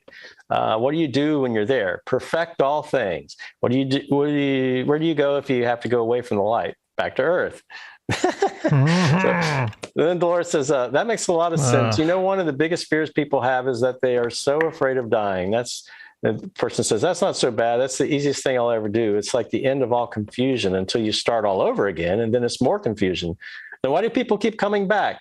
You must complete the cycle. You must learn all and overcome all the things of the world so you can enter into perfection and everlasting life. I thought we already have everlasting life, and I thought it was perfect over there already, right? So she's like, that's a big order, though, to try to learn everything. Yeah, sometimes it's very tiring. Seems like it would take a long time. She goes, seems like it would take a long time. Well, from where I am here, it all seems so simple. I am in control. For instance, I can understand the fear and the way I feel now. I feel like I couldn't be touched by it, yet there's something about the human person. When you're there, it engulfs you. I mean, it becomes part of you and it touches you, and it's not so easy to stand off and be objective. And then she has a section on greeters. And the person says, there's a period of orientation or reorientation, which can be confusing to some as they figure out where they should go from here. But they needn't worry because help is sent immediately. Usually a handful of souls will come that you have had close karmic connections with in former lifetimes. When you cross over to the spiritual planes, is that your memory starts opening up to your past incarnations and your entire karmic picture. That's part of the process of remembering all of your karma while you're on that plane, so you can understand what you've just completed and what you still need to work out when you return to Earth again. Then is it true that someone always comes when people die? Yes, it's possible. It's usually someone was special to them during their life if they have not reincarnated, someone that they can identify with, and the power of attraction is there to help them through the period of transition. So Dolores says, if they don't know they're dead, are they more apt to be confused? And she's like, yeah, it's true. And the helper who's there has to explain to them what's going on and help them through it. And then after learning what it needs for its next lifetime, it consults with the spiritual masters and starts preparing for its next incarnation. It consults with the spiritual masters to see what kind of situation would be best for the spirit to come back into. There's also consultation about which souls would be best for it to interact with for the benefit of all. Then another person says the subject says, that which you expect to find or that reality you create, you do indeed find. Were they to expect to awaken into perhaps a carnival, then that would be what they would find. Anything is possible if they believe in it. There are so many different things that can happen after the death of what you would term the physical body. When a body expires, the soul never does. If it's a general death, then there's a feeling of relief, of wonder, of freedom. For the most part, what the person expects to be there will be there. If they expect to meet guides or friends along the way to help them toward the light, this is what they shall see. If they were steeped in the belief of damnation and hellfire, and if they believe that they deserve this, this is what they shall also perceive. Most of this is based upon the preparation of the individual soul prior to death. But usually there are those who were close to them before they passed over to the other side. More times than not, another soul will come and guide them to a place of healing, so they'll lose their confusion and understand what's occurred. Perhaps the spirit is confused because it's been a long time since they've been to this side. I thought they just said it was like a second, right? The greeters will help them become unconfused and find where they want to go and need to go. And Dolores said, there appear to be an established cycle of constantly returning to Earth again after being on the other side. It seemed to me that if someone were in a place where they could not die, that they would naturally want to remain there forever. I was thinking of the way people on Earth are always searching for immortality. The subject says, no, you would be very bored very quickly. If your lesson of the third grade is over, why would you want to stay in the third grade for the rest of your life? It would be comfortable, but there would be no learning. So isn't it all kind of like just relative at some point? Like, I mean, you get bigger and bigger and stronger and brighter, and it's like, isn't it all just relative? Do you really need all that stuff? Anyway, Doris says, there would be no challenges. The subject says, that's true. Death is necessary in order to progress. Stagnation would occur if there were no death in order to move on to the spirit side. This is an ongoing process which is best suited for the learning of much information. Yes, if the lessons you were learning were finished, there would be a casting off of the experiences which taught those lessons. And anyway, so yeah, it's just on and on and on about all that kind of stuff. What are your thoughts on Dolores Cannon? I've got pretty much all of her books. Well, during the time when I was kind of into the New Age stuff and I was reading everything I get my hands on to try to learn and figure everything out, I liked her material. I mean, it does make you think, and like what I just read, some of that did make like Dolores was actually making some valid points. Like, we're looking for immortality. Aren't we already there? Why do we need to come back? So, I mean, it did kind of get me thinking along these lines. So she's got the alien stuff too. Yeah, she's got the so like in one breath she's saying that, and then the other breath she's saying, oh well, you know, what does she call them? The volunteers. The volunteers, yes, the waves of volunteers. Yes, and exactly. Some of her logic there is just ugh. Yeah, I didn't buy like the last book she wrote or something about the New Earth and the volunteers and all that stuff. And I'm not saying that there could be a splitting off at some point of frequency, and there's some people who get still stuck on this hellhole of a planet. Maybe others that are, maybe they do split off and go to a, I mean, who knows? Yeah, I don't know everything, but so then they're talking about these schools, and it's like the still Dolores. Yeah, it's still the Dolores thing. And the subject said, it's the school of knowledge. I see the hall. It has tall pillars and it's all in white.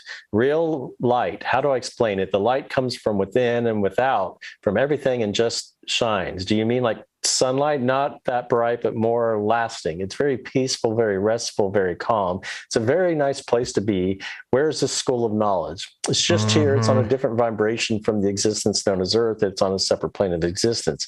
And Dolores says, you said this is like a big hall. The class is held in the hall. No, they have classrooms off of it. This is kind of a main walkway, I guess. You can see that anything you want to see here, just by visualizing it, it occurs. You can make it as nice or as bad as you wish. If you're dealing with a guilty conscience and want to make yourself suffer, you can make yourself do that also. You can make the surroundings look like you want them or the way you visualize it. Yeah, I mean, so Dolores, and the same thing with Michael Newton. I mean, they may be well-meaning and they are definitely pioneers are going off into a realm that people hadn't really studied, but their information is only as valid as the information they're getting from the person under hypnosis. Sure. And so the people under hypnosis, I mean, are they getting the information from their spirit, from their soul, from the guides themselves? I mean, where is this coming from? If in alien abductions, and the aliens can put in, screen implants and stuff like that, to where you're like asking them the question under hypnosis, but it's not really them. They're not getting the actual truthful answer out of it. So I'm not.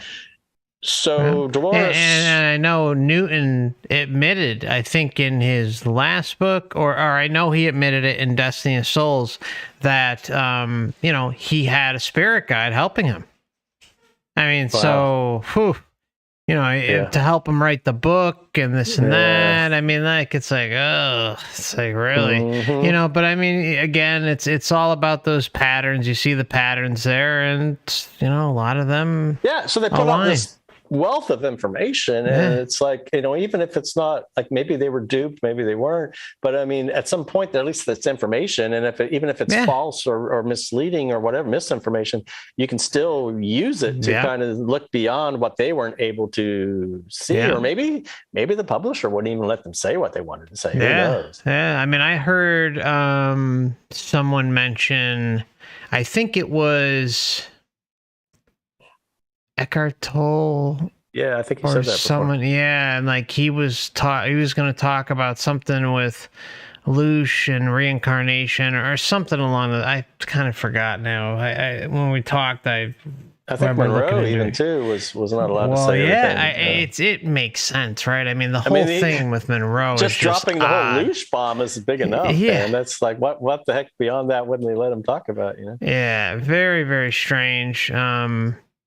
Yeah, it just seems like Monroe stepped on a ticking time bomb, and they just like rushed in. Okay, all right, shut it off right now. That's enough. And then it got infiltrated with CIA and intelligence and stuff. I mean, I don't know what Monroe's background was, if he was or not, but I know a lot of the people started attending. It's like maybe anytime there's like, I don't know. I don't want to get too far into it, it's interesting. I mean, Monroe.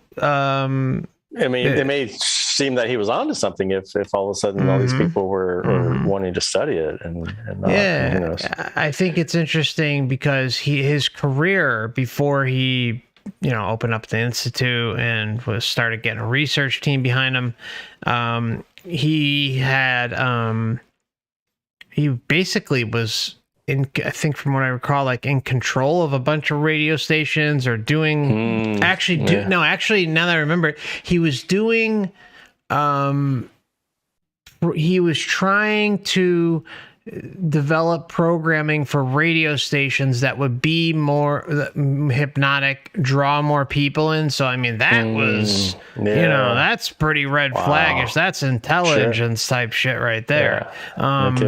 And, even if, I mean, the fact that the CIA wrote those documents, and, even though they were classified and eventually declassified, those documents are still gold. That's some of the most truthful stuff I think they've ever released. There's no doubt right now it's compromised, and it's been compromised for probably decades.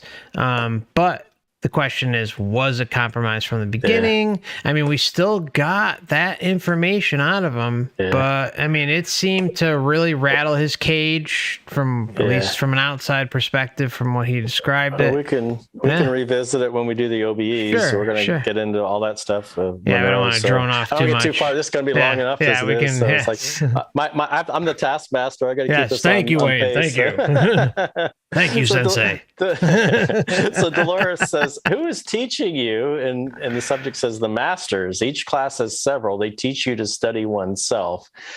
Then what are you learning at the school? I'm studying life experiences and effects. I study long and hard in order to learn and know. I put the pieces of my experiences together and compile them to make sense of my existence. I ask myself, how did these things affect me? How did I handle them? It's a very peaceful and quiet here, so I have much time to myself.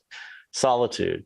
I think and I work through these things. Sometimes I go back through experiences and try to understand. You see, In life, I tilted my judgment to fit for whatever reason, usually to make me feel justified in my actions. And here I can analyze, so I go through the situation again to get a truer perspective of what really happened. I try to understand why I acted and reacted in such a way so as not to repeat previous errors.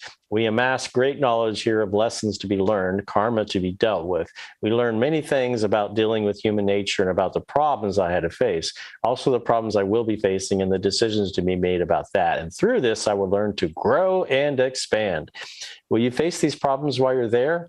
No, the next time I'm born, I'm preparing to descend again. Prepare and grow. She says, boy, how common. Is it mandatory that you return to Earth and inhabit a body again, or do you have a choice? I mean, these are good questions. I mean, no, for there is no have to. It is most appropriate. Yes, if it is most appropriate, yes, then that might be the best thing to do. However, there's no rule that says one has to incarnate. For who is to say that one might choose not to reincarnate forever? Mm-hmm. It is up to the life force involved. I can stay here and learn, or I can go back. I will probably go back. I look at the piece and I think I'm ready for the challenges. But she's asking all this stuff. It's like, why do you need to go back? It's like, it's you have to, and it's like, what's the point? And so she says, can you choose the type of person you'll be? You have certain characteristics. You're the sum total of everything you've ever been or done. You are a person. You may be slightly imprinted through your childhood by the people you're around, but that is more of an added element. It doesn't really change you. You are what you are, and emotions. You are open, you feel, you sense, and they're what you've done, what you've said, what you've thought, how you've lived and handled every situation. You're a sum total of all these things. And so Dolores says, what about free will? She said, part of that is each soul has a personality. Because of that, there's free will and the fact that we know how that person will decide in any given situation because they are that person, based on what they have done in their other past lives. The personality is very predictable. They can prevent certain things from happening just by changing or going against the character, but it's unusual for a person to change that drastically. Mm-hmm. Dolores says, I thought you meant that these things were set up and that was the way they had to be, that you didn't have to do anything to say about it. And they say, you wouldn't learn unless you made your own decisions. You have to handle your own mistakes. And then Dolores in other sections is like, do you think it's already planned out who you are to meet and the people you'll have association with? And they say, to some extent, because you have some type of a previous bond with most of the people that you meet throughout your life, you will have things to work out between two or maybe more individuals. And Dolores, many people ask me why we don't remember our past lives. They think it would help a lot if we consciously knew about these karmic connections. And the person says, it wouldn't. It would make things too complicated. Can you imagine how difficult it would be to function in the everyday world if you had the memories of countless past lives constantly bombarding you? You would never be able to concentrate on the lessons you have to work out during this lifetime. Well, why don't they give us more processing power? It's like, that's just I mean, that whole excuse is just ridiculous. They give us a limited brain, right? Yeah, memory. Yeah, I mean that's even before Dolores, that was like the canned response. Yes. I mean, it's a ridiculous, totally ridiculous. And she brought it up. She brought up the canned response, and so. They say you can learn all about how to do something by reading the book, but unless you have the hands-on experience, it doesn't do you a bit of good. Dolores says, they say it's difficult to experience on Earth in the body, that this is a hard way to learn lessons. Do you think that's true? And he said, it's a hard way to learn lessons, but they are more lasting. If you can learn a lesson through all the struggles that you go through, it will remain with you. I mean, these are some really hard, these are the relevant questions, and they're giving are some of the most powerful replies. Now, I don't know if they hold water or not, but it's interesting. They're hitting right at the crux of the whole thing. Yeah, he's diving right into it and Dolores matching up with other stuff. Yeah. She asked, do you know how many lives you've lived? They say, I have no idea. 100, maybe more. I've lost count. That's not a good sign. Have you ever heard of something called the Akashic Records? Yes, the records of life. There are those entities who are the guardians of the records, and they are allowed to read them. Some who have studied and have practiced for years have small access to them, but there are very few, and none that I know who are incarnate who have full access to those records. And wow. Dolores says, is this the only Is this school the only place you can learn? No, there are other types of schools and other planes of existence. Everything must be experienced to a certain extent at least once. Great. Yeah, it means Great. coming back There's like forever. billions of planets out there. We're gonna like go sample each one, right? Anything you can visualize can be real. For you are the master of your own destiny, of your own house, of your own vessel or receptacle, or any other way you wish to perceive the concept of a spirit being in physical body. You are the master of your body, and you are the master of your destiny. You create that which is manifest in front of you. You are co-creator here. That which you find in front of you is of your own making and creation, whether on the physical or spiritual planes. All must attune to this responsibility, for all are co-creators of their manifest destiny. And then there's a section on the healing temple, which is like different lights are swirling around and feeling and cleansing them. And the person, the guide or whoever says, your soul is cleansed of much negative energy that has been around you. So it's like, if they can do all the healing and cleansing and patching up of souls and stuff over there, then why do we need to come here? It's like, why can't you just, like Star Trek is like, they just run a scanner over you and fix all the bad data and the bad sectors or whatever, Not allowed. Not allowed. Well, they couldn't get the loose then. He's discussing my soul's growth, and he's sort of calling me for task on it. He says I was such a ray of light, and I had allowed myself to grow dim. That's why I had to go back to the Earth School. So can you make amends? Well, by understanding universal law and love, I could gain my light back. It's easier to go through the Earth School than to incarnate on other dimensions. It's quicker. See, it's easier to go through because it's quicker, man. It's all about, got to get it quick. Got to get it. We got all eternity, but boy, we got to do it right now. Earth is the best place because it's fast, man. That's what it's all about, trying to get us faster, in there. It's the fast track. And there's a tapestry room and a temple of wisdom and a library and all this stuff. So there's a viewer or viewing room. So anyway, they say anything for the soul's growth is allowed. That's why sometimes you see children born with horribly disfiguring diseases. Everything's allowed. It's all for the same purpose of reaching spiritual perfection. So you got to come down as the most horribly disfiguring diseases for that spiritual perfection, I guess. I don't know. Oh, man. And there's the different astral realms, and they're saying they couldn't go any higher. They were forced. They couldn't go any higher. You see, their vibrational rate spiritually is very low. They're a dense vibration, and they can't go any higher up. So they have to watch the physical world. They interact with this world.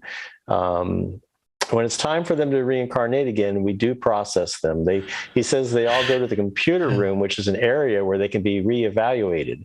The computer room sets them up, matches the time when an incarnation is going to be taking place and what type of lessons that incarnation will teach. And this is all going to be changing very shortly because the Earth is going to be too highly evolved for these spirits. So we're going to be shipping these souls out.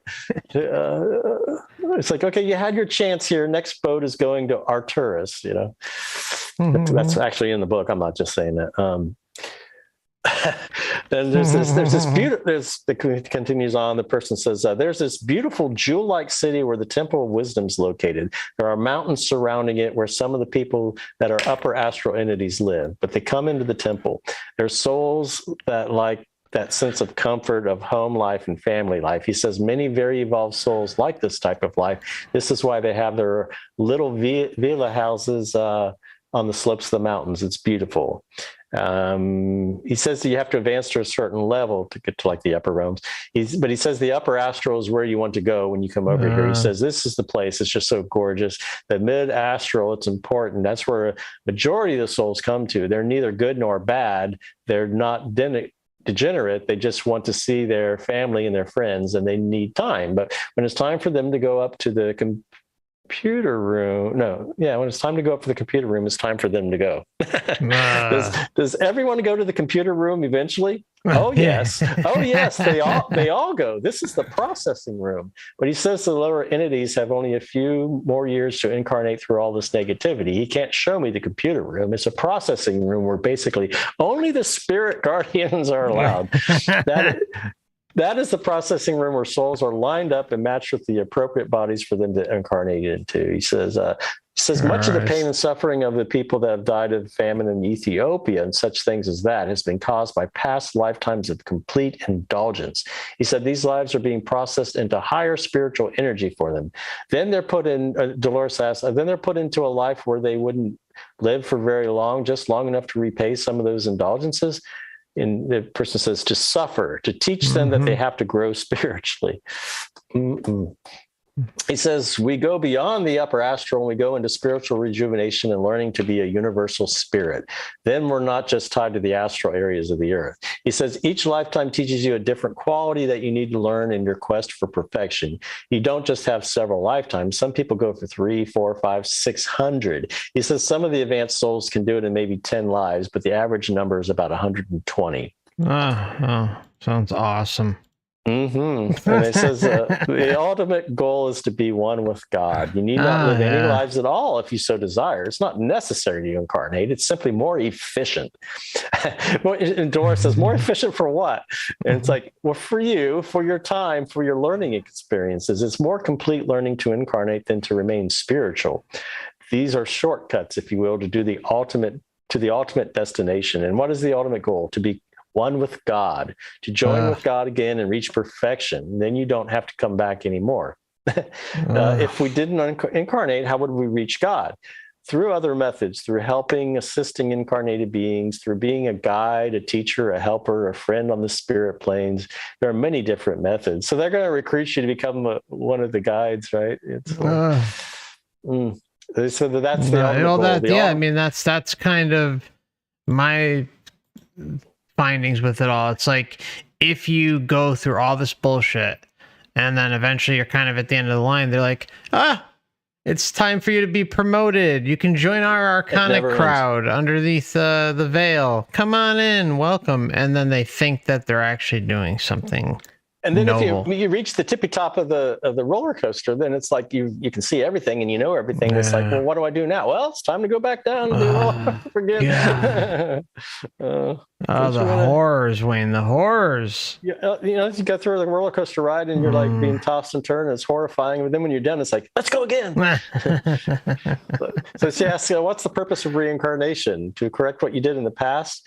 And they said the purpose is to learn more, to always learn more. For never can you learn all there is to know in one simple lifetime. The purpose of living again is not to correct, but to add to. Your knowledge cannot be complete with one simple lifetime. Many lifetimes must be lived to enable you to completely understand those lessons which you yourself assigned to yourself. The experiences of life and rebirth should be viewed with a more positive outlook. That is one of learning and loving and not of punishment and sorrows. It's all in attitude. He says people have bad lives because they're not dealing with the problems that are thrust out, problems that they themselves help to choose. They think that because they have no control over what happens to them, why should they have to work at it? So he says sometimes that's not the person doing it, and sometimes it's for other forces that are getting in. Like why people who do very bad things during their lifetime, what purpose would that serve? Sometimes that's not all the purpose. That's not all the person is doing. Sometimes it is other forces getting in on that. And it doesn't serve a purpose except showing others that this is how low a person can fall to. It makes sense. I mean, it makes perfect sense with the structure of everything, or at least the rough outline of the structure that we see continually pop up again. Yeah, so maybe, Hitler and Manson, these people, they came down and did all these horrific things. Maybe they did the greatest sacrifice of all. They came down to show what everybody else not to do. They'd be the bad example. I mean, is that what we're supposed to take away from all that? I mean, that's what they want. That's what they want. So you can justify anything horrible, like, the Holocaust, anything like that. It's like, oh, that's a good thing because then they're showing you what's not to do, right? Freaking madness, brother. Total madness. They say one learns what is perfect by experiencing that which is not. So it is as important to learn what is not perfect as it is to learn what is. There cannot be the understanding of that which is given until there is experienced that which is taken. And then there's a section on guides. And she says that almost every culture in the world has beliefs in guardian angels or protector spirits. Do they really exist? And the subject says, there are guardian spirits. Usually it is someone that you have had a close bond with before, and they are attending school or whatever on the spirit plane. They are helping you go through your learning period and helping protect you. They are serving their purpose on the spirit level. Do they always have your best interests at heart? Most of the time, the ones that surround you do, yes. You must learn to protect yourself from those who perhaps do not.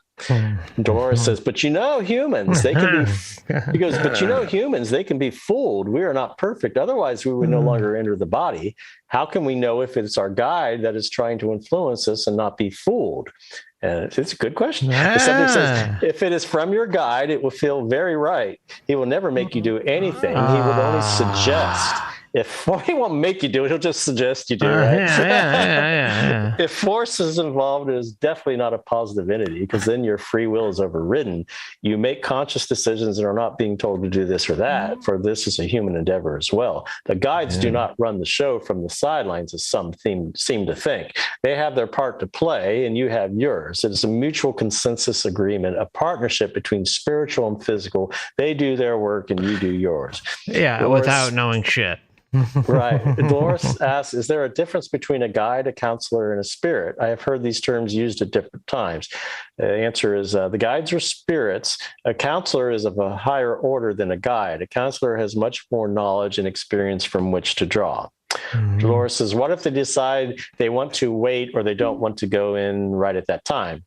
They say, the time for procrastinating is already passed when you have set up the process for re-entering the physical plane. Before you decide to enter the physical plane, you can spend as much time on the physical plane as you wish. When the point comes when you decide it's time for you to re-enter the physical plane, once you make that decision, it's set into motion. Then you're stuck with your decision because your energy starts flowing in that direction to be redirected back into the physical plane. It's just a force of the universe that once you start the process, you have to follow it through. And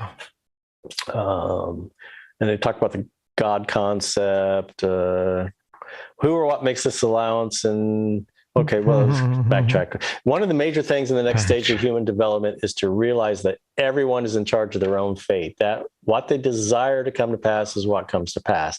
Things that appear to happen out of the clear blue are a result of past causes, past thoughts, or what have you that were sent out. And Dolores asks, who or what makes this allowance or approves of this?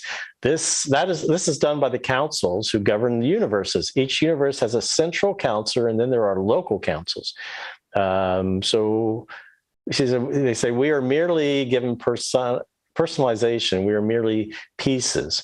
And Dolores asks, why did we divide off from God, if that's a correct term? They answer, this is merely a part of the overall plan, the grand divine plan, which only God himself knows in fullness. Many know small details, but none except God himself knows in completeness. There's that word again.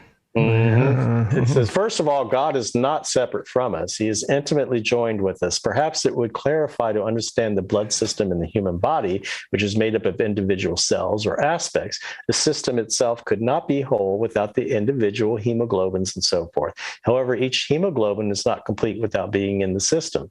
Thus, all is one and one is all. Each cannot exist without the other. And then they talk about the evil and devil, and thoughts are energy, thoughts are real manifestations, thoughts are, period. So Dolores asks, you mean by people thinking about these bad things happening to the world, they are actually creating these things? This is true. Thinking of hell on earth will bring it just as surely as going out and building it by the sweat of your brow. It may not occur the same way, but it will just as surely occur. Dolores says, then by thinking of these things and fearing them, people are creating a thought energy that is powerful enough to cause them. Is that correct? That's exactly right. A thought is energy. Your soul manipulates energy. Thinking is manipulation of energy. A thought is a willful act. The purpose is to counteract this disharmony by bringing in fresh energy, new ideas, hope, new directions. It's the intention of the thought itself that counts. If you send someone love, that is the intention.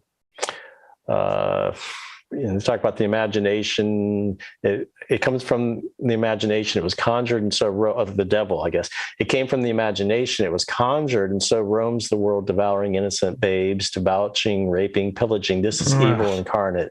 The excuse is to hide from responsibility. And Dolores asks, then it comes from the mind of the persons. That is correct. It comes from the inner desires of the people and not from some outside force, for there is no such entity roaming the universe. There is simply a lack of responsibility on those who wish to assign the devil his blame. So it's kind of an interesting idea that, we're blaming archons and the demiurge and stuff like that, but maybe it's because we just don't want to face our own flaws within, it's... and then if we have everyone kind of throwing their 2 cents in and their own creative abilities, it could end up, a nightmare scenario really quick. True. It's like a snowball rolling downhill, right? Yeah.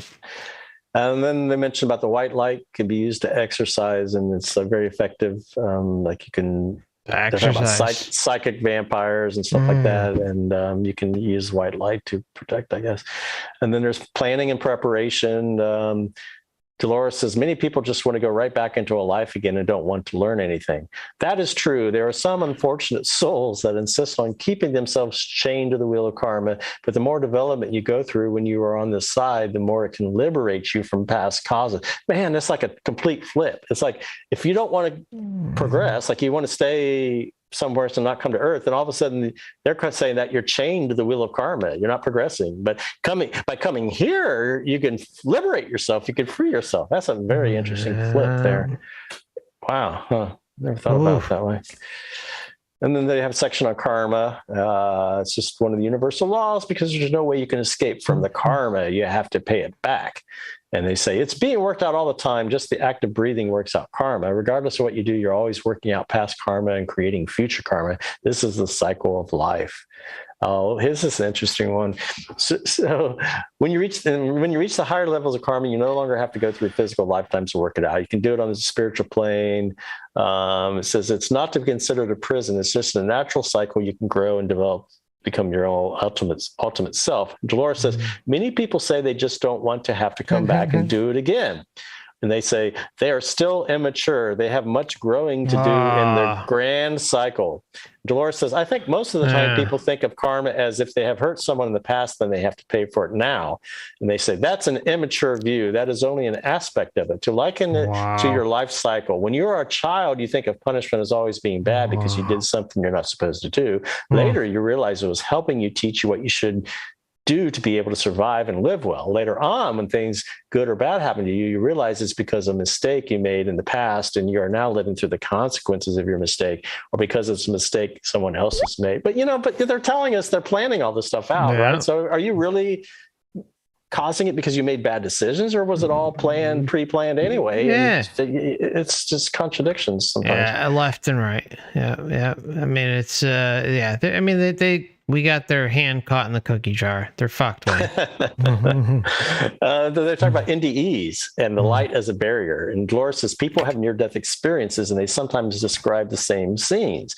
They say, yes, that's what they're describing, is what they see up to the approach to the barrier between the physical and the spiritual. The approach up to this barrier is usually very similar, because you go through the same types of energy fields to cross over to the spiritual side. But once they get past what is usually described as a bright light at the end of the tunnel, this bright light is the barrier itself. Then what they see differs according to their individual development. Dolores says they have described seeing scenes and people, and sometimes it's like going through a tunnel, but all these things are leading up to the barrier. Right. It is something prepared in the quickest amount of time for the shock they are going through. The act of leaving the body is a very natural act. It's like breathing. But the act of passing from the physical side to the spiritual side can be a shock to the system. And these scenes that they see are to help impress upon them the fact that they're getting ready to cross over, and to help them brace themselves, so to speak. And Dolores says that once they go past that light, they cannot come back into the physical body at that point. That is correct. When they recross that light, it would be for entering another body. Dolores says, I've been told that there's a cord that's supposed to connect the spirit to the body. And they say, yes, when you go through that bright light, it severs the cord because you're going through an intense energy field. The cord but some people don't have the cord. So it's like such a weird thing. Like that whole thing is just, I'm sorry, go ahead. No, that's a good point. The cord that connects